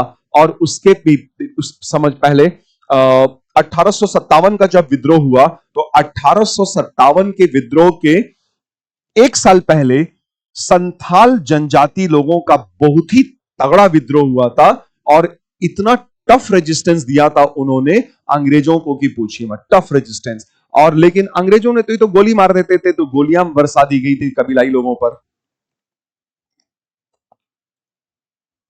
उन पर गोलियां चलाई गई। तो एक घटना है, एक संथाल कबीले के लोगों के संघर्ष की एक गाथा है, वीर गाथा, कि एक क्षेत्र में संथाली भिड़ गए अंग्रेजों से, और अंग्रेजों ने फायर किया और सारे संथालियों को मार दिया। तो एक झोपड़ी में एक संथाल, एक बूढ़ा संथाल बेचारा छुपा हुआ था। तो अंग्रेजों ने सोचा कि इतना बूढ़ा संथाल है, क्या ही करेगा, और वो झोपड़ी में घुसे। जैसी झोपड़ी में घुसे, उस बूढ़े संथाली ने निकाला अपना कुल्हाड़ी और दे खचाखच अंग्रेजों को मार गिराया। तो इतना सशक्त संघर्ष जनजाति लोगों ने किया। तो जनजाति विद्रोहों की संख्या बहुत अधिक है, आप ज्यादा नहीं याद कर पाएंगे, ये ध्यान रखिएगा। पढ़ने का एक पैटर्न होता है, एक तरीका होता है। 50 जनजाति विद्रोह आपको किताबों में लिस्टिंग मिल जाएगी, उतना मत पढ़िएगा। मुख्य मुख्य जनजाति विद्रोह, उनके कारण, उनके क्षेत्र और वर्ष पर ही ध्यान दीजिएगा। उससे ज्यादा याद ना याद रहेगा, ना आप याद रहेगा, ना आप अफोर्ड कर पाएंगे। तो संथाल विद्रोह, बिरसा मुंडा विद्रोह, हो विद्रोह, ठीक है ना, ज्यादा नहीं, 4-6 जो आप याद कर पाए, जो आपको ठीक लगे वो याद कर लीजिएगा। ठीक है, अब इस पे अब देखिए व्यापार की समस्याएं आएंगी। कैसे व्यापारिक समस्याएं आ रही हैं? तो अब व्यापारियों का प्रवेश, बाहरी दिकू लोगों का, व्यापारियों, रेलवे ठेकेदारों, सरकारी अधिकारियों, जमींदारों, साहूकारों का प्रवेश। तो ब्रिटिश काल में जो व्यापारी, साहूकार, ठेकेदार, बिचौलिए, मिडिलमैन आदिवासी क्षेत्रों में आए। ये क्यों आ रहे हैं? सब ज्यादातर इनको आदिवासी क्षेत्रों और उन आदिवासी लोगों से मुनाफा कमाना है, मुनाफा, ठीक है, प्रॉफिट मेकिंग, ठीक है, मुनाफाखोरी के उद्देश्य से आते हैं। और आदिवासी ना आदिवासियों के सरल स्वभाव का फायदा उठाने लगे। तो आदिवासी बहुत ही सरल स्वभाव के होते हैं, बहुत ही सरल स्वभाव के होते हैं। छल कपट जैसी कोई चीज, मैनिपुलेटिंग चीजें वो नहीं रखते हैं। एकदम दिमाग साफ, दिल एकदम पाक साफ होता है। और इसी चीज का फायदा बहुत से आउटसाइडर्स ने, दिक्कू लोगों ने और साहिब लोगों ने उठाया था। तभी तो कह रहे ना, कटोंग बाबा कटोंग, साहिब कटोंग कटोंग, ये सब साहिब लोग, ठीक है, मुनाफाखोरी के उद्देश्यों से आदिवासियों के क्षेत्रों में घुसे और उनके सरल स्वभाव का फायदा उठाने लगे। तभी तो आजादी मिलने पर जब हम लोगों ने जनजाति क्षेत्रों के लिए नीतियां बनानी शुरू की थी, तो फिर यह प्रतिबंध लगाया गया कि जनजाति क्षेत्रों में बाहर के लोग लंबे टाइम तक जाके नहीं रह सकते हैं। खास तौर पे इन नॉर्थ ईस्टर्न रीजन में, अगर इधर हम बाहर के लोग जाते हैं, इस तरफ से लोग, तो वहां पे आप लंबे टाइम तक नहीं रुक सकते हैं, जो ज्यादा से ज्यादा 14-15 दिन, और वो भी परमिशन लेके दिल्ली से, इनर लाइन परमिट बोलते हैं उसको, ILP लेना होता है। ILP के बाद ही आप वहां जा सकते हैं, सेवन सिस्टर में, असम को छोड़ करके बाकी अंदर की तरफ जनजाति क्षेत्रों में, क्योंकि इतने बोले भाले जनजाति है, लोग वहां जाते हैं, उनके सरल स्वभाव का फायदा उठाते, और पता चला वहां गए सरल स्वभाव। अब जनजाति लोगों में क्या होता है ना कि लोकल मेड शराब पीने का एक अपना उनके कल्चर में है, इसमें गलत सही की बात नहीं है, उनके कल्चर का, उनके संस्कृति का भाग होता है। पता चला कि बोतल शराब लेके गए, शराब पिलाया, खूब नशे में कर दिया और उसकी प्रॉपर्टी या जो भी उसके पास है वो लिखवा लिया कि इसने मेरे नाम कर दिया। तो ऐसे बहुत भयंकर भयंकर शोषण हुए हैं कबीलाइयों के। तो उनके सरल स्वभाव का फायदा उठाते लोग। अभी व्यापारी क्या करते? व्यापारी जंगल उत्पाद, फॉरेस्ट प्रोड्यूस इकट्ठा करते जनजातियों से, ठीक है, बहुत सस्ते में खरीदते थे, बहुत सस्ते में खरीदा, 1 रुपए में खरीद रहे हैं और 50 रुपए में ले करके बेच रहे हैं, ठीक है, तो खरीदते। और बाजार तो कबीलाई लोग तो बाजार जाते नहीं थे, तो ये इकट्ठा करवाते फॉरेस्ट प्रोड्यूस और उनसे एकदम औने पौने दाम पे खरीदते और बाजार ले जाते और बाजार में ले जाकर के महंगे दाम पर बेचते थे, ठीक है ना। अब जैसे शहद, लाख हो जिससे पिघला के मोहर लगता है, लाख, और तेंदू पत्ता, तेंदू पत्ता समझते हैं, बीड़ी, बीड़ी जिससे बनती है, तेंदू, तेंदू पत्ता आदि सस्ते में खरीदते और बाजार में महंगे बेचते, ठीक है। उन्हें कम दाम देकर भारी लाभ कमाते थे। तो आदिवासी बाजार भाव, नाप तौल, मूल्य की जानकारी रखते ही नहीं थे। आदिवासी बाजार उनको क्या पता, वो तो जनजाति क्षेत्रों में रह रहे हैं सदियों सदियों से, तो बाजार का उनको आइडिया नहीं है, ठीक है ना। माप तौल के 1 किलो हुआ सामान कि आधा किलो हुआ, तो व्यापारी बोलेगा ये देखिए आधा किलो हुआ है, आधा किलो का ये पैसा ले लीजिए, और हुआ कितना पता चला 1.5 किलो 2 किलो है सामान। या लीटर में शहद कि कितना, 2 लीटर शहद, और लेके कितना चला गया व्यापारी, 5 लीटर, बोल के 2 लीटर है, और उस बेचारे आदिवासी को पता ही नहीं, वेट एंड मेजर्स के बारे में कोई जानकारी नहीं है, तो वहां पे घाटा उठा लिया, घाटा हो जाता था। तो बाजार भाव कि कितने, ना बाजार की जानकारी, ना बाजार के भाव की जानकारी, ना माप तौल, ना मूल्य की जानकारी, और हमेशा ही कबीलाई लोगों को, जनजाति लोगों को अक्सर ही धोखा ही मिलता था। और फिर इसके अलावा जो मुसीबत है वो ऋण का जाल और साहूकारी का जाल, जंजाल के, अगर पैसा लिया ब्याज पे तो लगा दिया चक्रवृद्धि ब्याज, और चक्रवृद्धि ब्याज लगा तो बाकी तो आप समझ ही रहे हैं क्या होगा, कि मूलधन तो छोड़िए, चक्रवृद्धि ब्याज लगने पे मूलधन से पता नहीं कितने गुना ज्यादा हो जाएगा कुछ ही समय में, और वो बंधुआ मजदूर बना लेंगे। तो बड़ी संख्या में आदिवासियों को बॉन्डेड लेबर, बंधुआ मजदूर बनाया गया। ये सब समस्याएं हमें देखने को मिल रही हैं। और जो जनजाति विद्रोह का सबसे सशक्त प्रतिकार और नेतृत्वकर्ता बन के उभरे वो भगवान बिरसा थे। और उधर जब 1856 में संथाल विद्रोह हुआ था तो वहां पे नेतृत्व प्रदान किया था सीधो और कान्हू ने, और उनकी सहायता की थी चांद और भैरव ने। तो सीधो और कान्हू, चांद और भैरव ने संथाल विद्रोह को सशक्त नेतृत्व प्रदान किया था, जबकि बिरसा मुंडा जी ने, भगवान बिरसा ने मुंडा विद्रोह जनजाति लोगों को जब विद्रोह हुआ तो उनको अपना सशक्त नेतृत्व प्रदान किया था। तो भगवान बिरसा के बारे में थोड़ा सा जानते हैं कि बिरसा मुंडा छोटा नागपुर, वर्तमान झारखंड वाला जो है, रांची, कोडरमा और हजारीबाग वाला बेल्ट, छोटा नागपुर पठार क्षेत्र के एक आदिवासी नेता, 1875 में जन्मे थे, मुंडा जनजाति को बिलोंग करते थे, बहुत प्रतिभाशाली, धार्मिक और तेजस्वी थे। फिर उन्होंने ब्रिटिश शासन, साहूकारों और बाहरी लोगों, दिकुओं के खिलाफ लोगों को जगाना शुरू कर दिया, लोक जागरण शुरू कर दिया। शिक्षा की बात करें और आध्यात्मिक प्रभाव, तो पहले तो भगवान बिरसा मिशनरी स्कूल में गए जहां ईसाई लोग पढ़ाते थे, और जान ही रहे हैं वो क्या इनडायरेक्टली पढ़ा रहे थे, पट्टी पढ़ा रहे थे। बाद में इन्होंने ईसाई धर्म छोड़ा, और ईसाई धर्म छोड़ करके पुनः एक बार आदिवासी संस्कृति को बढ़ावा देना प्रारंभ किया, और वे सुधारक बने, और खुद को उन्होंने धरती आबा, पृथ्वी का पिता, धरती आबा या पृथ्वी का पिता कहा, ठीक है। और जो इन्होंने संदेश दिया या जो इनका उद्देश्य था, उन्होंने लोगों को, जनजाति लोगों को शोषण के विरुद्ध जगाया, जागृत, शोषण के विरुद्ध जागृत किया, और कहा अपनी जमीन वापस लो, अपनी जमीनें वापस लो, छीनो, अंग्रेजों को बाहर करो, इन दिक्कू लोगों को, व्यवसायियों को, जमींदारों को, साहूकारों को निकाल बाहर करो। और उनका उद्देश्य था गोल्डन एज, आदिवासियों के लिए गोल्डन एज, वो शुरू में मैंने आपको बताया था। आदिवासियों को अपना रूल करना है, स्वशासन दिलाना, परंपरागत भूमि व्यवस्था की पुनर्स्थापना, सामाजिक बुराइयों, क्या ना, सामाजिक बुराइयों जैसे शराब, अंधविश्वास को हटाना। ठीक है, तो बिरसा मुंडा जी ने जो भी विद्रोह का नेतृत्व किया, आंदोलन किया, और इसे महाविद्रोह, बड़ा सशक्त रहा ये, तो महाविद्रोह या उलगुलान, उलगुलान की संज्ञा दी गई या महाविद्रोह की संज्ञा दी गई।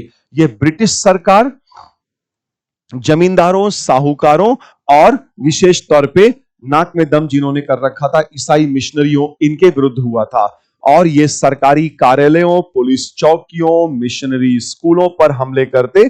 और ये वास्तव में सिर्फ आर्थिक कारण से तो नहीं हुआ होगा, इसके पीछे सामाजिक, धार्मिक और सांस्कृतिक कारण भी काम कर रहे थे। और एक प्रकार से ये छोटी मोटी क्रांति ही बन गई, यद्यपि कि ये विद्रोह ही है, लेकिन चूंकि इसका इंटेंसिटी इसकी बड़ी सशक्त है, तो इसको कई बार क्रांति की भी संज्ञा दे दी जाती है। लेकिन जितने सशक्त तरीके से इन लोगों ने विद्रोह किया, उतने ही बर्बरता पूर्वक, निर्ममता पूर्वक तरीके से अंग्रेजी राज ने, औपनिवेशिक सरकार ने इनका घोर दमन शुरू कर दिया। और बहुत ज्यादा बुरे तरीके से इनका दमन किया गया। ठीक है ना। और भगवान बिरसा को गिरफ्तार करके 1900 में जेल में जब डाला गया, तो मात्र 25 साल की आयु में 1900 ईस्वी में इनकी मृत्यु हो गई, शरीर चला गया, हमेशा हमेशा के लिए अमर हो गए। और आज भी प्रेरणा स्रोत बने हुए हैं कि अगर जहां पर शोषण है, तो वहां शोषण को खत्म करने के लिए आवाज उठानी पड़ेगी, चाहे भले उसके लिए शहादत ही क्यों ना मिले, शहीद ही क्यों ना हो जाए। तो ये जनजातीय, ठीक है ना, ट्राइबल रिवोल्ट हो गया, जनजाति विद्रोह। ठीक है ना। तो जनजाति विद्रोह में ध्यान रखिएगा कि हर एक जनजाति विद्रोह को याद करने का प्रयास मत करिएगा। मुख्य मुख्य जनजाति विद्रोह, कारण और उनकी प्रकृति, इन्हीं पे अपना ध्यान बनाए रखिएगा। अब हम आते हैं किसान विद्रोहों पर। ठीक है, जनजाति एवं किसान विद्रोह, ये हमारा टॉपिक है आज का।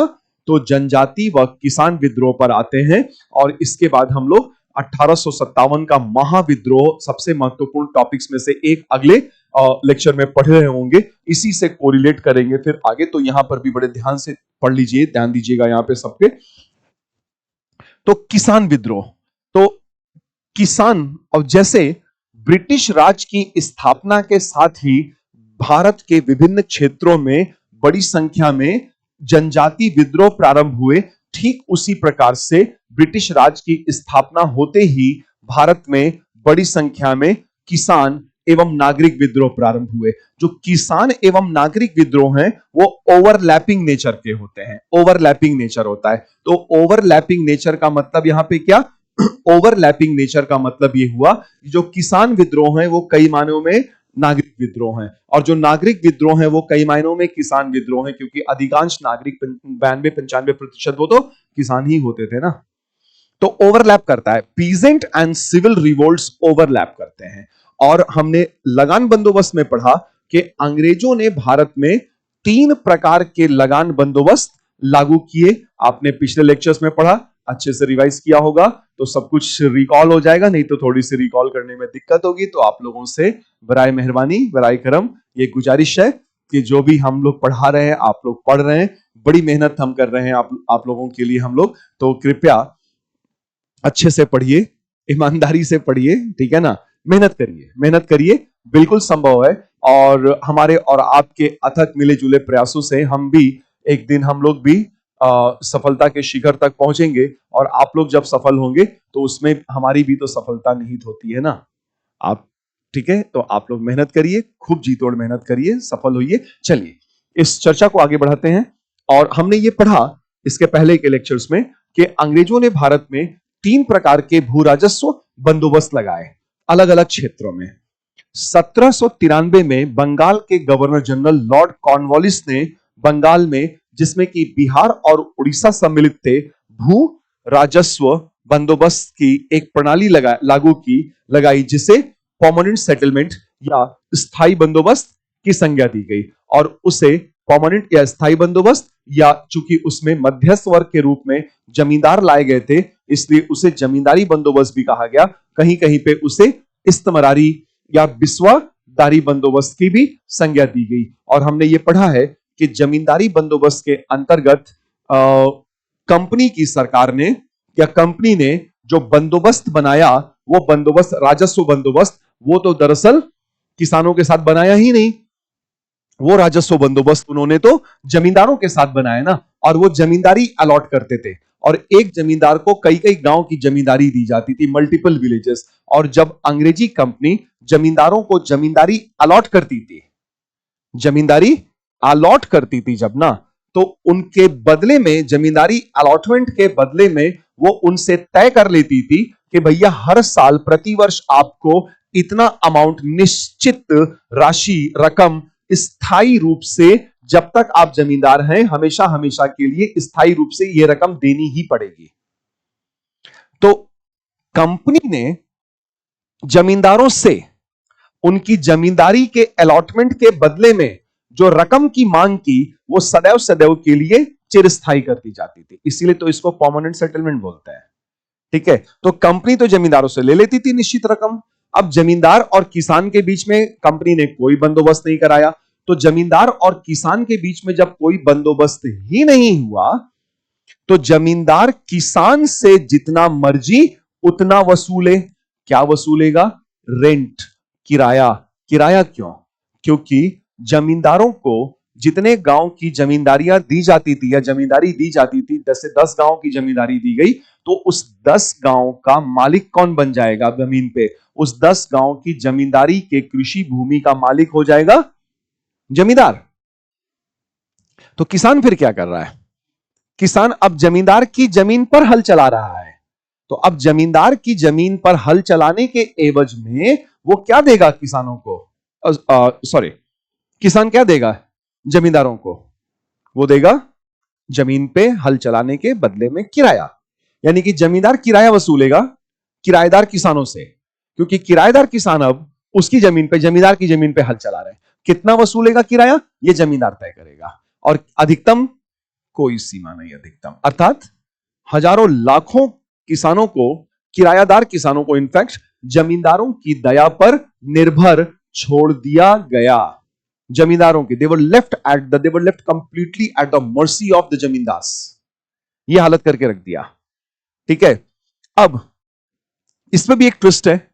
जमींदारों को बोला गया कि आपको जमीन का मालिकाना हक मिल रहा है, ठीक है, जमीन का मालिकाना हक है आपके पास, लेकिन जमीन का ये मालिकाना हक आपके पास तभी तक है जब तक आप प्रतिवर्ष एक तारीख को, एक निश्चित तारीख को, सूरज ढलने के पहले पहले आप अपना रकम, निश्चित रकम, स्थायी रकम जमा कर रहे हैं। अगर जमा करते रहेंगे तो जमींदारी बनी रहेगी, बची रहेगी। और जिस साल अगर मान लीजिए जमींदार डिफॉल्टर हो गया और मतलब दिवालिया हो गया और वो निश्चित रकम का जो मांग कंपनी ने किया था वो नहीं पे कर पाया, तो उससे कंपनी क्या करेगी? उससे उसकी जमींदारी छीन लेगी, और वो जमींदारी छीनकर किसी तीसरे पक्ष को बेच देगी, या फिर उसकी बिडिंग कर दी जाएगी, नीलामी लगेगी और वो हाईएस्ट बिडर को दे दिया जाएगा।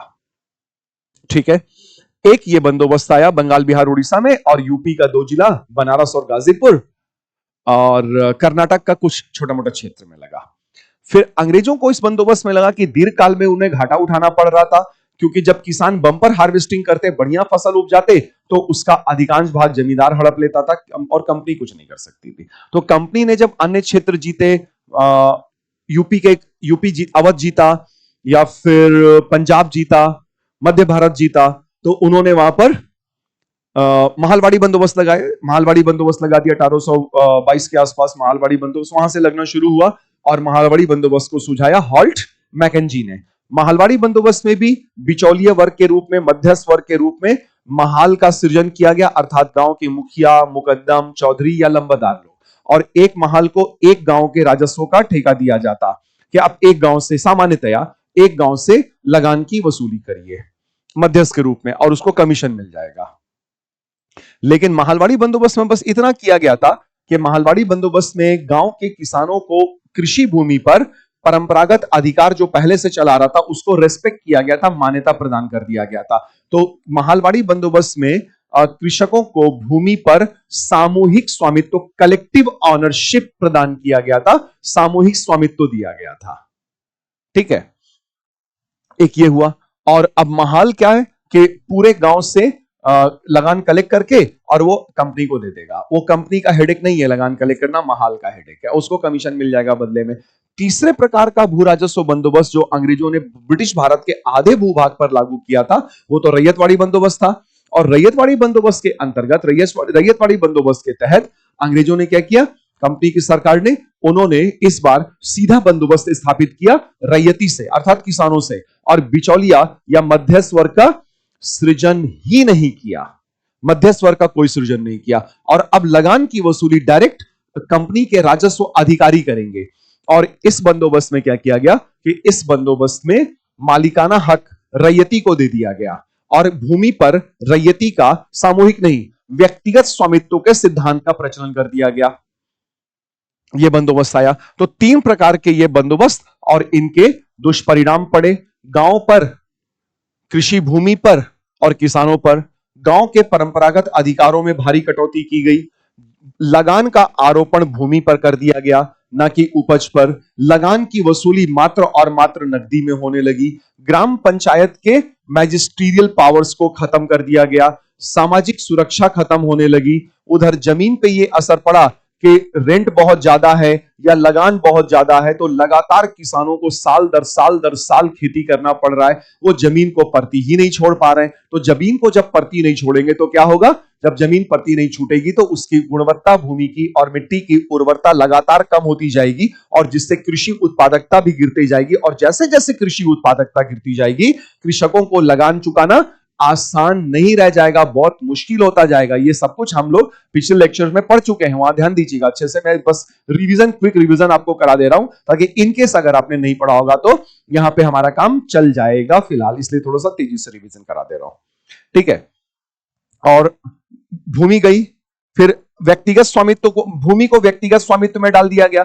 तो जब भूमि व्यक्तिगत स्वामित्व में रैयतवाड़ी में जाएगी तो भूमि का विखंडन होने लगेगा, पीढ़ी दर पीढ़ी दर पीढ़ी दर पीढ़ी भूमि का विखंडन होने लगेगा और हमारे जोतों का आकार, खेतों का आकार छोटा और छोटा और छोटा और छोटा होता जाएगा और बड़े बड़े कृषि फार्मलैंड्स, एग्रीकल्चरल फार्मलैंड्स हमारे पास नहीं बच जाएंगे। इससे भी उर्वरता पर नकारात्मक असर पड़ेगा और कृषि उर्वरता लगातार गिरती जाएगी और किसानों की मुसीबतें बढ़ती जाएंगी। और अगर लगान बहुत ज्यादा है, रेंट बहुत ज्यादा है और किसान नहीं पे कर पा रहा है तो फिर वो क्या करेगा, जमीन बेचेगा। जमीन बेचेगा, जमीन उसके हाथ से जाएगी और नहीं बेचेगा, गिरवी रख के ब्याज पे पैसा लेगा, तब तो निश्चित तौर पे जमीन उसके हाथ से जाएगी क्योंकि चक्रवृद्धि ब्याज लगेगा। तो अब वो या तो खेतीहर मजदूर बन के रह जाएगा, ठीक है, पेजेंट लेबरर, जो इसके पास जमीन नहीं है वो मजदूर बन के रह जाएगा और अपने ही बाप दादाओं के जमाने से, सदियों से जिस जमीन पे खेती करते आ रहे थे वही जमीन पे बेचारा वो मजदूर बन के रह जाएगा। सोचिए कितना ट्रॉमा वाला कंडीशन है, कितने दुख भरा, कितनी दुख भरी परिस्थिति बनती होगी कि उस जमीन पे हम यार मजदूर बने हैं जहां बाप दादाओं के जमाने से खेती करते आ रहे थे। तो आर्थिक पक्ष तो जो है सो है, साइकोलॉजिकल कितना ज्यादा ट्रॉमेटाइज करते होंगे अंग्रेज भारतीयों को उस जमाने में। ठीक है, तो किसानों का शोषण इस कदर बढ़ा कि उनके पास कोई चारा ही नहीं बचा सिवाय विद्रोह करने के। तो शुरुआत में जो किसान विद्रोह हुए, अंग्रेजी राज की स्थापना के साथ ही बंगाल में जो किसान विद्रोह प्रारंभ हुए, तो और मुगल साम्राज्य के पतन से जो परिस्थितियां बनी और अंग्रेजी राज की स्थापना से जो परिस्थितियां बनी, तो वो जो प्रारंभ में किसान विद्रोह हुए वो रेस्टोरेटिव नेचर के थे।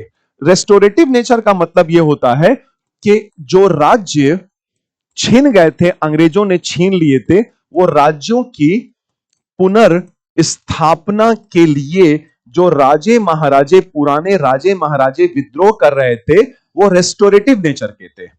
जैसे सहायक संधि प्रणाली में राज्य आधा चला गया या किसी अन्य कारण से राज्य आधा चला गया, तो जो राजा लोग थे हमारे, राजे रजवाड़े या नवाब, वो लोग जब विद्रोह कर रहे हैं ना, तो उस विद्रोह का उद्देश्य है अपने खोए हुए राज्य को, अपने खोए हुए विशेषाधिकारों को वापस पाना। पुनः प्राप्ति या पुनः स्थापना, इसीलिए रेस्टोरेशन इसको बोलते हैं, रेस्टोरेटिव रिबिलियंस। तो जब राजे रजवाड़ों और पास्ट के नवाबों ने रेस्टोरेटिव रिबिलियन किया, तो उन रेस्टोरेटिव रिबिलियंस में जिन लोगों ने भूमिका निभाई राजे रजवाड़ों या नवाबों के पीछे, जिन लोगों ने त्याग और बलिदान किया, वो कौन लोग थे? वो सामान्य लोग और किसान थे बड़ी संख्या में। तो किसानों का विद्रोह जब प्रारंभ हुआ, तो वो प्रारंभिक चरण में स्वतंत्र रूप से नहीं आ रहे हैं सामने। वो प्रारंभिक चरण में किसके साथ आ रहे हैं? वो प्रारंभिक चरण में आ रहे हैं अपने पुराने राजे रजवाड़ों के साथ, ठीक है ना, पुराने राजे रजवाड़ों के पीछे पीछे आ रहे हैं। जैसे ये रेस्टोरेटिव रिबिलियन में जो किसान विद्रोह हुए हैं, वो बनारस के, देखिए बनारस जिसे वाराणसी बोलते हैं, बनारस के शासक राजा जो हुआ करते थे चैत सिंह, चैत सिंह उनके नाम पे है। तो चैत सिंह का विद्रोह 1781 में हुआ, ठीक है ना, भारत में ब्रिटिश शासनकाल के दौरान हुआ। यह ब्रिटिश प्राधिकरण के खिलाफ प्रतिरोध का शुरुआती उदाहरणों में से एक है, ठीक है ना। और चैत सिंह ने इसलिए विद्रोह किया क्योंकि रियासत में, जो उनकी छोटी सी रियासत थी, उसमें लगातार अंग्रेजी राज का हस्तक्षेप बढ़ता ही गया था, और उनके बढ़ते हुए हस्तक्षेप से तंग आकर के राजा चैत सिंह ने विद्रोह का झंडा बुलंद कर दिया था, और उनके साथ साथ भारी संख्या में किसानों ने भी विद्रोह कर दिया। तो प्रारंभिक दौर में जो किसान विद्रोह हुए, वो इंडिपेंडेंटली नहीं हुए थे, वो रेस्टोरेटिव नेचर के हुआ करते थे, और राजे रजवाड़ों और महाराजाओं नवाबों के साथ किया था उन्होंने मिलकर के ये। जैसे हमारे पास और भी अन्य उदाहरण हैं। तो अवध के नवाब वजीर अली का विद्रोह हुआ। तो अवध के नवाब वजीर अली का विद्रोह 1799 में, यानी कि 18वीं शताब्दी का अंत हो रहा है, यहां पे उन्होंने ब्रिटिश नियंत्रण के खिलाफ प्रतिरोध किया था। और इसलिए भी प्रतिरोध किया था क्योंकि जब अवध के साथ सहायक संधि प्रणाली पर हस्ताक्षर कराए गए थे, तो अवध के दरबार में एक ब्रिटिश रेजिडेंट की नियुक्ति कर दी गई थी। और वो ब्रिटिश रेजिडेंट कौन? ब्रिटिश रेजिडेंट वो है जो गवर्नर जनरल का प्रतिनिधि रहेगा नवाब के दरबार में। तो अब वो जो British resident governor general Bengal का प्रतिनिधि है ना, वो उसी के कहने पे काम करेगा सारा काम। और ये ब्रिटिश रेजिडेंट लगातार आंतरिक मामलों में टांग अड़ाता रहेगा, हस्तक्षेप करता रहेगा। और इसके बाद क्या हुआ कि वजीर अली से जब बर्दाश्त के बाहर हो गया वो हस्तक्षेप, तो उन्होंने विद्रोह कर दिया।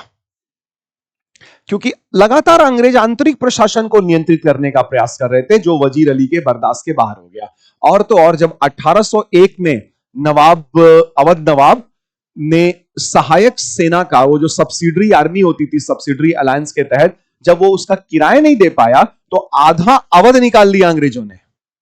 तो विद्रोह ना करे तो लोग क्या करें भाई? लेकिन ये रेस्टोरेटिव नेचर का है, और इसमें बड़ी संख्या में किसानों की भागीदारी होगी।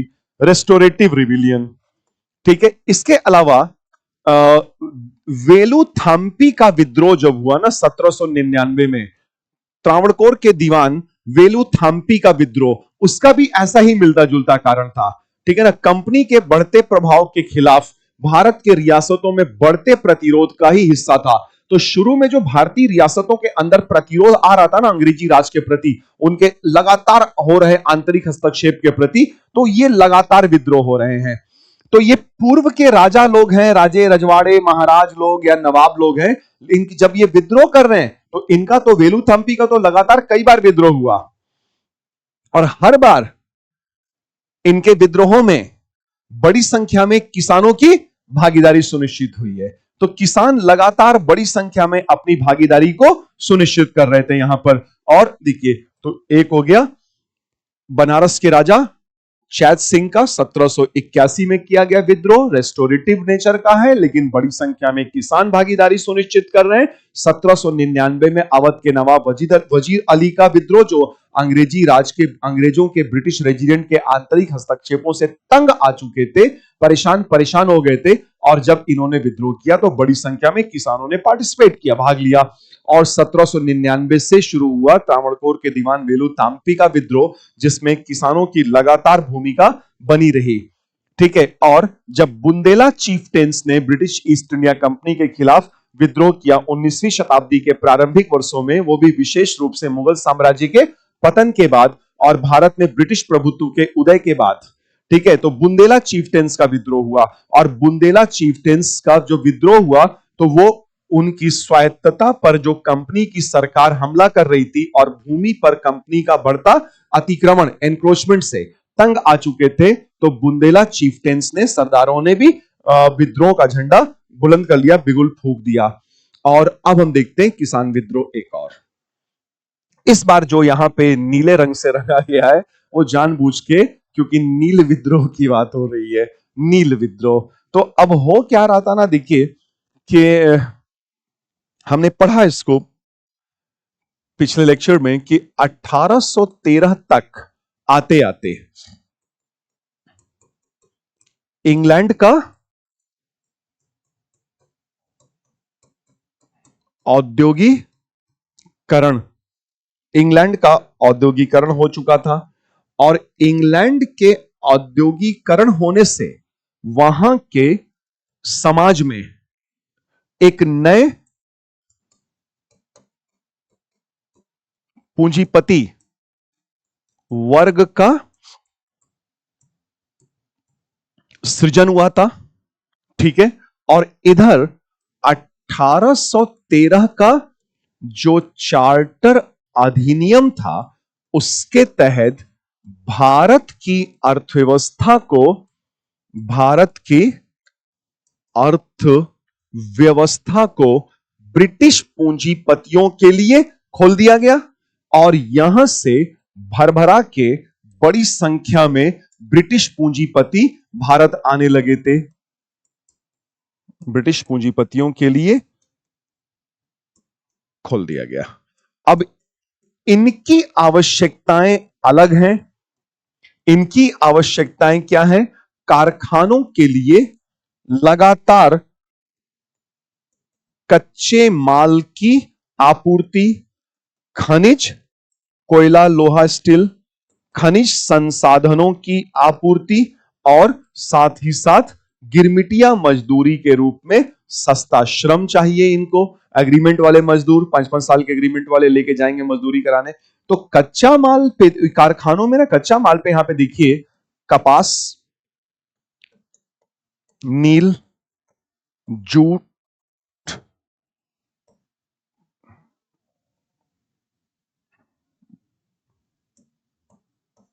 कपास, नील, जूट, अफीम आदि, या अन्य भी चीजें।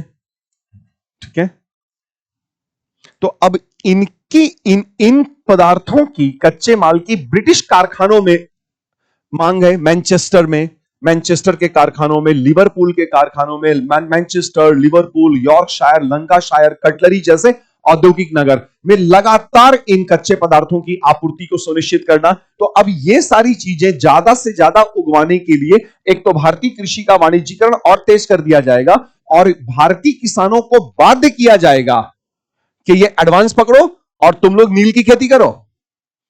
जबरदस्ती एडवांस दे दे करके नील की खेती कराई जाएगी, और उसके लिए यूरोपियन बागान मालिक आएंगे, प्लांटर्स। तो यूरोपियन बागान मालिक एडवांस पकड़ा पकड़ा के जबरदस्ती नील उगवाएंगे, नील की खेती करवाएंगे, और अपने एजेंटों के माध्यम से वो काम करते थे। एजेंट्स, यूरोपियन प्लांटर्स बागान मालिकों के एजेंट्स होते थे, और उन्हीं एजेंट्स के थ्रू ये नील की खेती करवाते थे और प्रोसेसिंग करके फिर भेजा करते थे।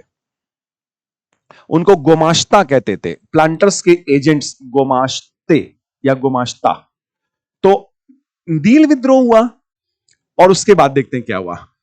तो मार्च 1859 में, 1859 में बंगाल में हजारों किसान, रैयत नील उगाने से एकदम से मना करने लगे कि नहीं उगाएंगे। नील जबरदस्ती एडवांस दे दे करके नील उगा उगा करके खून चूस रहे हो। तो अब विद्रोह हो गया।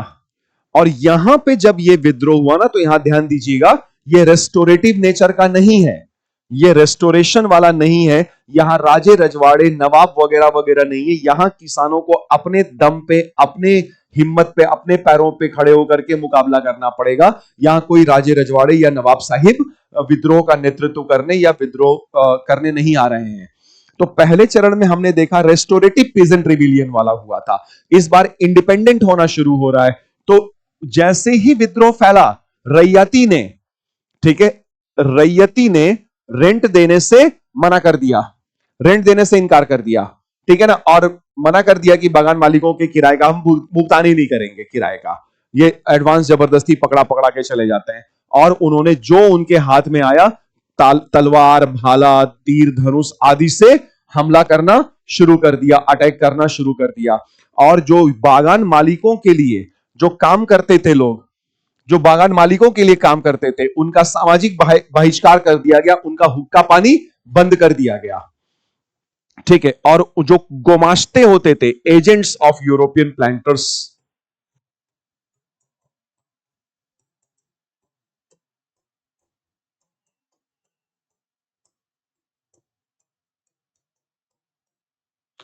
ठीक है, ये अठैत लठैत लेकर के आते थे और पकड़ के धुन दिया।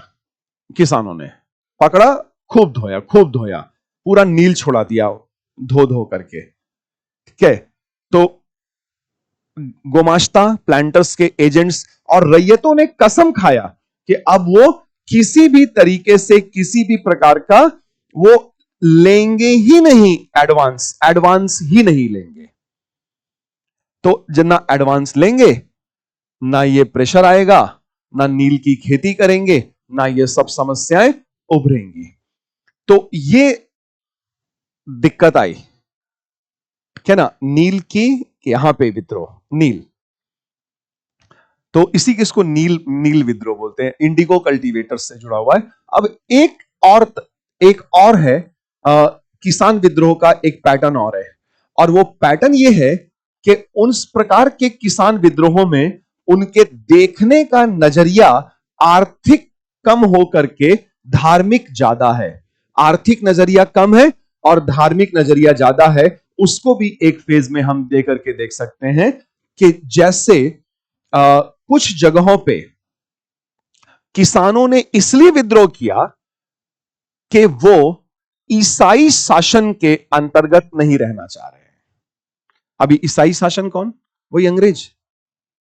तो वो अंग्रेजों को अंग्रेज के तौर पे नहीं देख रहे हैं, वो अंग्रेजों को ईसाई लोगों के तौर पे देख रहे हैं। और वो उनका ये कहना कि अब बस यही दिन रह गया था कि अब हम मुसलमान होकर के ईसाइयों के अंतर्गत रहेंगे, ईसाइयों के अंतर्गत शासित होंगे और ये हमारा खून चूसेंगे, इससे बढ़िया हम विद्रोह ना कर दें।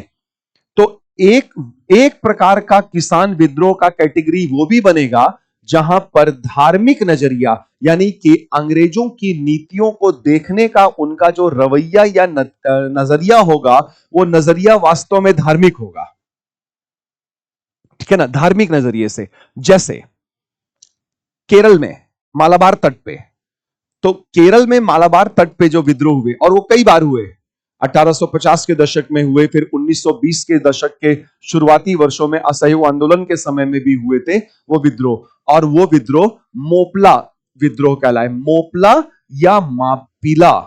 तो मोपला या जो मापिला लोग थे ना, ये वास्तव में बहुत पहले, हमारे से तकरीबन बहुत पहले हम चले जाएं, अगर हम 7वीं शताब्दी में चले जाएं, 8वीं शताब्दी में चले जाएं, जब भारत में अरब जगत से व्यापारी आया करते थे, और वो अरब जगत के व्यापारी हमारा सामान खरीदा करते थे, वो हमारा सामान खरीदते, हमारे मसाले खरीदते, हमारे को पेमेंट करते गोल्ड और सिल्वर में, और फिर वो चीजें लेकर के यूरोप और बाकी के दुनिया जहान के बाजारों में जाते, वहां बेचते थे, और उनको भारी मुनाफा होता था, अच्छा मुनाफा कमाते थे अरब के व्यापारी। तो जब अरब के व्यापारी केरला आए ना, तो यहां की हरियाली, यहां की समृद्धि, मसालों का देख करके, खेती बाड़ी देख करके, बहुत सारे अरब के व्यापारी केरल में ही कई जगहों पर हमेशा हमेशा के लिए सेटल कर गए, हमेशा हमेशा के लिए सेटल कर गए। वो कभी बाहर ही नहीं गए, वापस गए ही नहीं, क्योंकि उनके लिए तो हिंदुस्तान जन्नत। वो तो आए थे बलुवट वाले एरिया से, जहां तक नजर जा रही है बालू ही बालू, बालू ही बालू, बालू ही बालू। हिंदुस्तान तो उनके लिए जन्नत है ना, किसी जन्नत से, और हमारे लिए भी जन्नत है। हमारा देश, हमारा मुल्क है जो है, हमारे लिए जन्नत से कम थोड़ी ना, जन्नत से चाहिए। तो तभी तो 13वीं शताब्दी के फारसी और हिंदवी के कवि अमीर खुसरो ने अपनी रचनाओं में कहा ना कि गर फिरदौस बर्रुए जमी अस्त, हमी अस्तो हमी अस्तो हमी अस्त। यदि पृथ्वी के चेहरे पर कहीं जन्नत है तो वो यही है, यही है, यही है, हिंदुस्तान है, हिंदुस्तान है, हिंदुस्तान है। If paradise be on the face of the earth, it is this, it is this, none but this. ठीक है, तो अब बाहर के लोगों के लिए हिंदुस्तान क्या ना, कि जो बाहरी आते थे व्यापारियों के तौर पे, आक्रमणकारियों के तौर पे, तो उनके लिए हिंदुस्तान जन्नत होता था।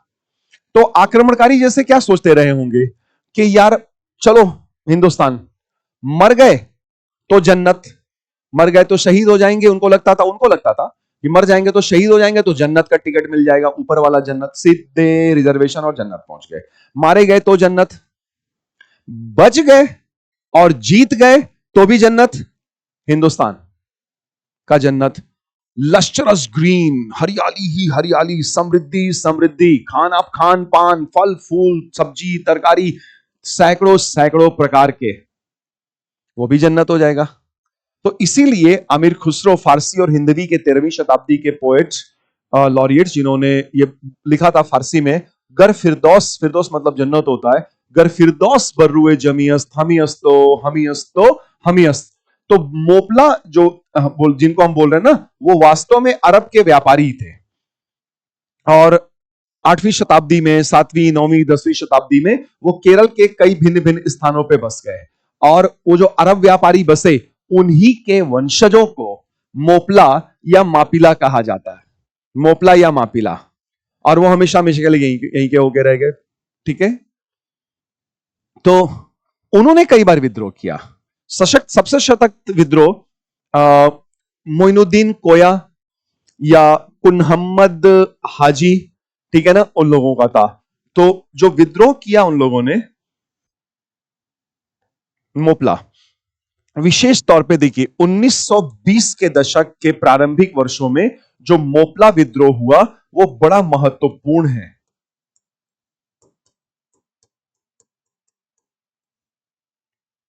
मोपला विद्रोह 1920 के दशक का मोपला विद्रोह, ये अति महत्वपूर्ण विद्रोहों में से आता है या काउंट किया जाता है। और उन मोपला विद्रोह में जो नजरिया है वो वास्तव में आर्थिक कम और धार्मिक नजरिया है। तो विद्रोह करने का चश्मा या देखने का चश्मा इनका थोड़ा उल्टा है। ये तारक मेहता का उल्टा चश्मा है ना, मोपला का उल्टा चश्मा। बाकी लोग आर्थिक नजरियों से देख रहे थे, ये धार्मिक नजरिए से देख रहे थे, लेकिन कम से कम देख तो रहते, और हाथ पे हाथ धरे बैठे तो नहीं। जज्बा था, जोश था, लड़े तो सही, चश्मा भले उल्टा हो लेकिन लड़े तो सही। तो नजरिया धार्मिक हो गया मोपला विद्रोह का, ठीक है ना। और वो धार्मिक नजरिया क्या है कि मुस्लिम भला अब ईसाई लोगों के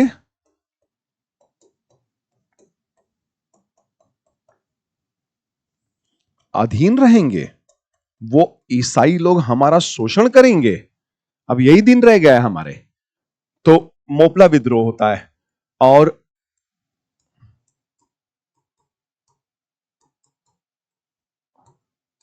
मोइनुद्दीन कोया नेतृत्व प्रदान करते हैं।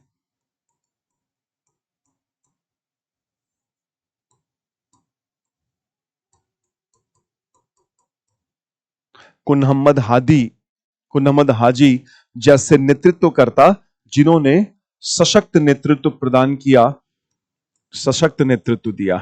और बड़ा ब्रूटल तरीके से अंग्रेजी राज ने, बड़े ही निर्दयता से अंग्रेजी राज ने इस विद्रोह का दमन किया था, एक्सट्रीम ब्रूटैलिटी।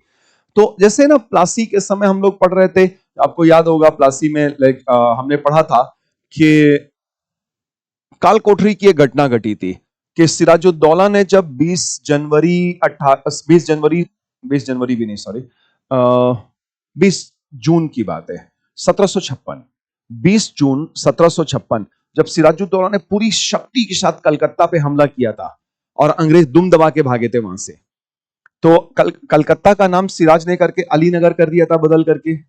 और अलीनगर जब किया तो वहां से जो अंग्रेज भागे थे ना, ये इधर तो नवाब अलीनगर करके नाम और किलेदार अपना माणिक चंद अपॉइंट करके वापस निकल आया मुर्शिदाबाद राजधानी। तो उधर जब नवाब के सिपाहियों ने अंग्रेजों को दौड़ाया, लखेदा भागते हुए अंग्रेजों को, तो 146 अंग्रेजों को धर दबोचा और उनको लेकर आए कि अगले दिन नवाब साहब से पूछ के इनके भाग्य का फैसला करेंगे। तो छोटी सी काल कोठरी में, नहीं बोलते कोठरी में डाल दिया था, तो सफोकेट करके 146 में से 123 अंग्रेज मर गए थे, तो उसको काल कोठरी की घटना कहते हैं। तो पूरी दुनिया भर में ये गाया गया अंग्रेजों के द्वारा कि ऐसा हमारे साथ हो गया, ऐसा हमारे साथ हो गया, पूरे इतिहास में ये गाते रहते अंग्रेज। लेकिन यहाँ पे जो कुछ हुआ वो किसी को पता ही नहीं है, और वहां यहाँ पे जो हुआ था वो बिल्कुल वैसे ही दोहरा दिया था, बदला लिया था अंग्रेजों ने। उसको बोलते हैं पोडनूर की काल कोठरी, पोडनूर की काल कोठरी की घटना, ठीक है ना। और यहां पे ऐसे ही हुआ था कि बहुत सारे मोपलाओं को एक छोटे से कमरे में बंद कर दिया था और सैकड़ों मोपला दम घुटने से मर गए थे। तो पोडनूर की काल कोठरी की घटना नहीं याद है किसी को दुनिया में, लेकिन ब्लैक होल ट्रेजेडी बंगाल वाला पूरी दुनिया को मालूम है कि अंग्रेजों ने इतना गाया, उसको इतना प्रचारित किया था, और उसको symbol of टायरेनी of the Indians को, कि बोले देखो इंडियंस लोग कितने असभ्य बर्बर जंगली हैं कि हमारे 123 लोगों को जिंदा वो कर दिया था, सफोकेट करके मार दिया था। जबकि हम ये जानते स्पष्ट रूप से कि ये सिर्फ एक दुर्घटना थी जहां मारने का कोई प्लानिंग नहीं था, कि ये था कि अगले दिन नवाब साहब से पूछ करके उनके भाग्य का फैसला किया जाएगा, लेकिन वो सफोकेट कर गए, दुर्घटनावश हुआ था। लेकिन पोडनूर की काल कोठरी में जब सैकड़ों मोपलाओं की हत्या की गई थी सफोकेट करके, तो ये दुर्घटना नहीं थी, ये डेलिबरेट एक्ट था, ये नेग्लिजेंस नहीं था, ये डेलिबरेट एक्ट था, जानबूझ करके। और इस तरह से ना जाने कितने सैकड़ों पोडनूर की काल कोठरियों की घटना अंग्रेजी राज में हुई और सैकड़ों हजारों इंडियंस को मार दिया गया था, तब कोई नहीं बोलता था।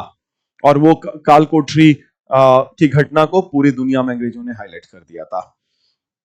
तो किसान विद्रोह जब हुए ना, तो उनका तीन चरण है। रेस्टोरेटिव है पहला, दूसरा इंडिपेंडेंट, और तीसरा जिसमें रिलीजियस एंगल है, ठीक है। और फिर यहां से जब हम आगे बढ़ते हैं देखते हैं कि 1920 के दशक में जब महात्मा गांधी के जन आंदोलन प्रारंभ होते हैं और 1 अगस्त 1920 को भारतीय राष्ट्रीय कांग्रेस महात्मा गांधी के नेतृत्व में असहयोग आंदोलन प्रारंभ करती है। तो असहयोग आंदोलन के समय ही हम एक घटना देखते हैं कि अवध में पहले से एक किसान आंदोलन चल रहा था। तो अवध में किसान आंदोलन चल रहा था जिसका नेतृत्व कर रहे थे बाबा रामचंद्र, ठीक है, बाबा रामचंद्र। और इसको बोला गया था आंदोलन को एका किसान आंदोलन बोला गया। एका किसान आंदोलन चल रहा था अवध में, यह 1918 से ही चल रहा था, यानी कि असहयोग आंदोलन से पहले ही चल रहा था एका किसान आंदोलन, सॉलिडारिटी। और एका किसान आंदोलन में जो सेमाइनल फिगर थे, सेंट्रल फिगर, वो बाबा रामचंद्र थे। ये कोई किसान नेता नहीं थे, ये एक धार्मिक व्यक्ति थे, सरल स्वभाव के धार्मिक व्यक्ति थे। और ये गांव गांव घर घर जाके लोगों को रामचरितमानस की चौपाइयां सुनाते थे। लेकिन जब इन्होंने देखा कि किसानों के हालात तो बड़े दयनीय और बड़े बद से बदतर हैं, तब फिर इन्होंने नेतृत्व किया किसानों का। और ये लोग क्या करते, ये पूरा अवध का बेल्ट है और अवध में ये लोग मतलब गांव गांव जाते, गड्ढा खोदा जाता और उसमें गंगा जल डालते और लोग पानी गंगा जी का पानी हाथ में लेते और शपथ लेते शपथ लेते कि हम अंग्रेजों से संघर्ष करेंगे, मिलकर संघर्ष करेंगे। तो एका किसान आंदोलन पहले से चल रहा था और एका किसान आंदोलन में जो किसान नेता थे ना, वो कांग्रेस पार्टी के लोग नहीं थे, किसान नेता। यद्यपि कि कांग्रेस पार्टी के पंडित जवाहरलाल नेहरू ने एका किसान आंदोलन को अपना खुला समर्थन दिया था और एक अन्य उस वक्त एक बड़े नेता ने समर्थन दिया था एका किसान आंदोलन का, और वो थे पंडित महामना मदन मोहन मालवीय जी ने खुला समर्थन दिया था। और किसान नेता इसमें थे इंदु नारायण द्विवेदी,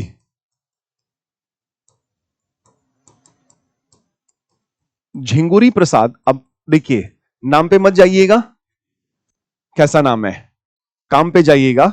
अभी गांव के लोगों का पहले के जमाने में अभी भी नाम ऐसे ही रख दिया जाता था, अब नाम रख दिया कि झिंगुरी प्रसाद। सोमवार को पैदा हो गए तो सोमारू हो गए, मंगल को पैदा हो गए तो बताइएगा जरा, और बुध को पैदा हो गए तो बताइए बुध को पैदा हुए गांव में तो क्या नाम रखिएगा, और अगर मंगल को पैदा हुए तो कौन सा नाम रखेंगे। ठीक है, तो इंदु नारायण द्विवेदी, झिंगुरी प्रसाद,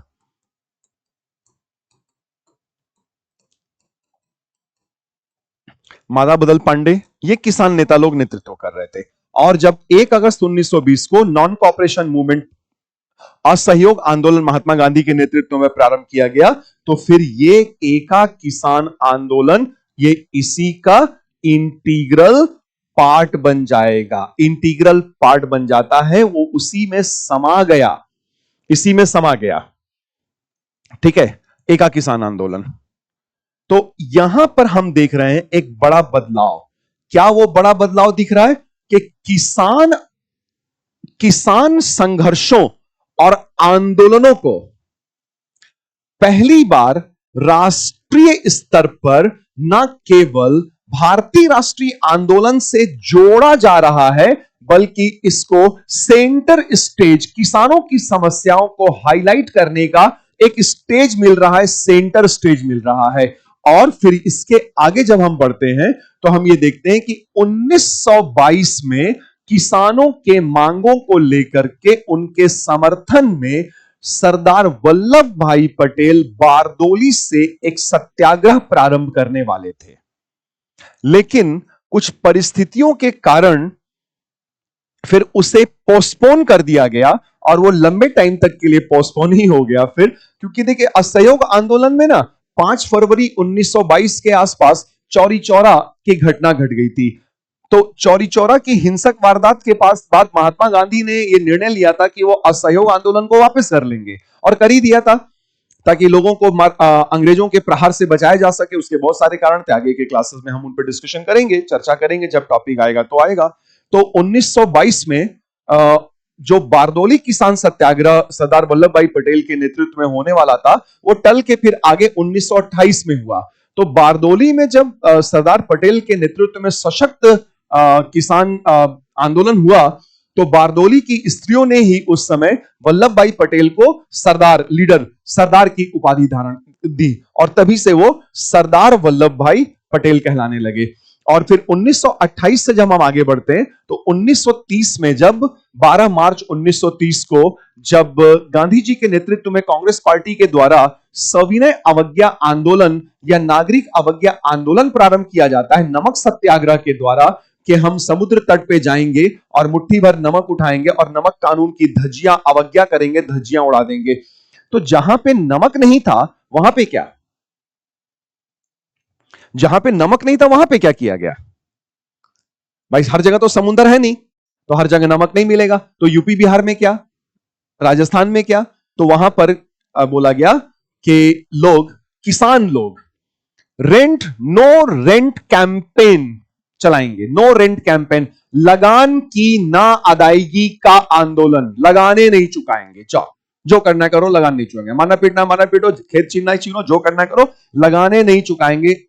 तो लगान की 1930 में लगान की ना अदायगी का आंदोलन आता है, ये सविनय अवज्ञा आंदोलन के ही साथ।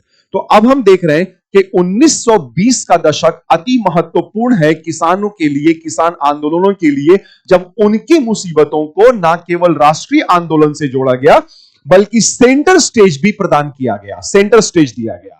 और 1930 के बाद हम आगे बढ़ते हैं तो फिर बिहार किसान सभा, अखिल भारतीय किसान सभा, फिर स्वामी सहजानंद सरस्वती, एनजी रंगा, और उसके बाद कम्युनिस्ट नेतृत्वकर्ता, कम्युनिस्ट लीडर्स भी किसानों की समस्याओं को हाईलाइट करने के लिए आगे आते हैं। समाजवादी नेतृत्वकर्ता आगे आते हैं। कम्युनिस्ट नेताओं में शिपत अमृत डांगे, मीनू मसानी, शिपत अमृत डांगे, मीनू मसानी, कवि नजरुल इस्लाम, ये आ जाते हैं। और फिर समाजवादी नेताओं में जयप्रकाश नारायण, राम मनोहर लोहिया, आचार्य नरेंद्र देव आगे आते हैं। और ये सब लोग मिलजुल करके किसानों की डिमांड्स को, उनके प्रॉब्लम्स को, डिमांड्स को हाईलाइट करते हैं ऑल इंडिया लेवल पर। लेकिन 1930 के दशक से 1930 के दशक में महात्मा गांधी का किसानों के मांगों को लेकर के जो रेडिकलाइजेशन आया ना, महात्मा गांधी ने जो उग्र रूप धारण किया, वो बड़ा महत्वपूर्ण है।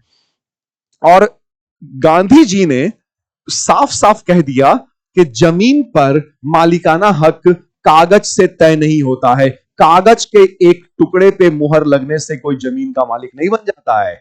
जमीन का मालिक वो जो जमीन पर हल चलाता है, जो मिट्टी का सीना चीर के, धरती का सीना चीर के, खून पसीना एक करके जो लहलहाती जो फसल उगाता है ना, तो वास्तव में कृषि भूमि उसके मालिकाना हक में होनी चाहिए।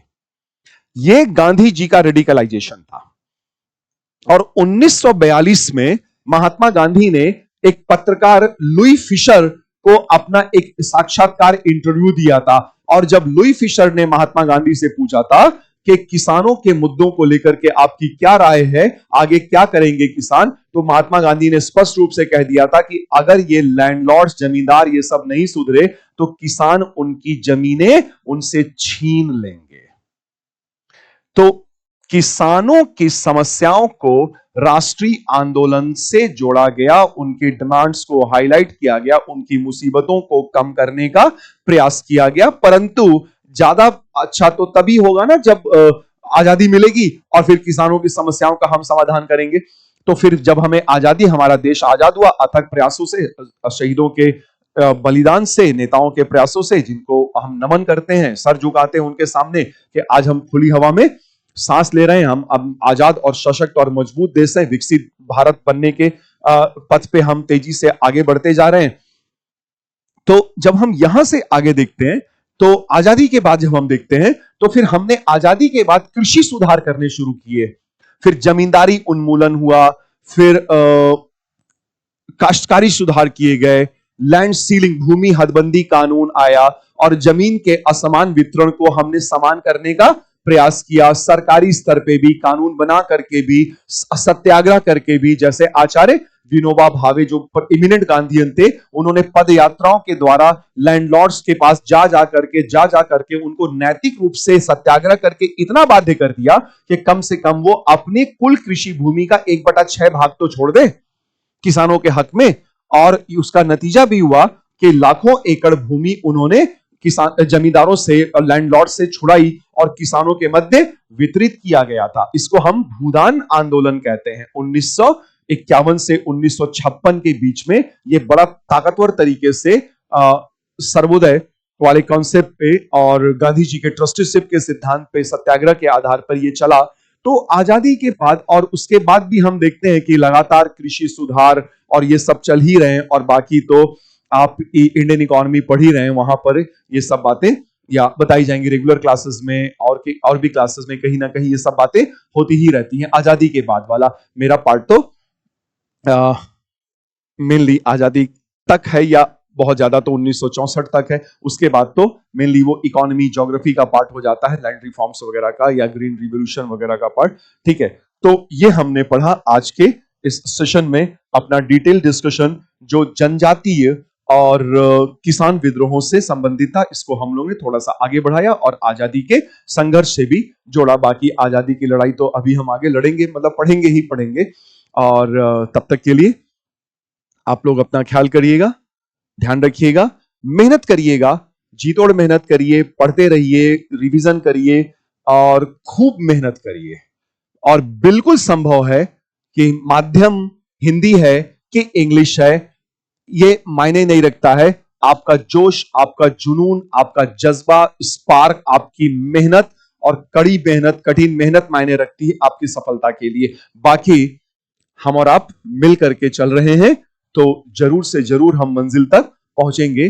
ठीक है, इन्हीं उम्मीदों के साथ आज का ये सेशन हम लोग एंड करते हैं। Thank you so much, thanks a lot for attending this session. Goodbye, take care, stay blessed.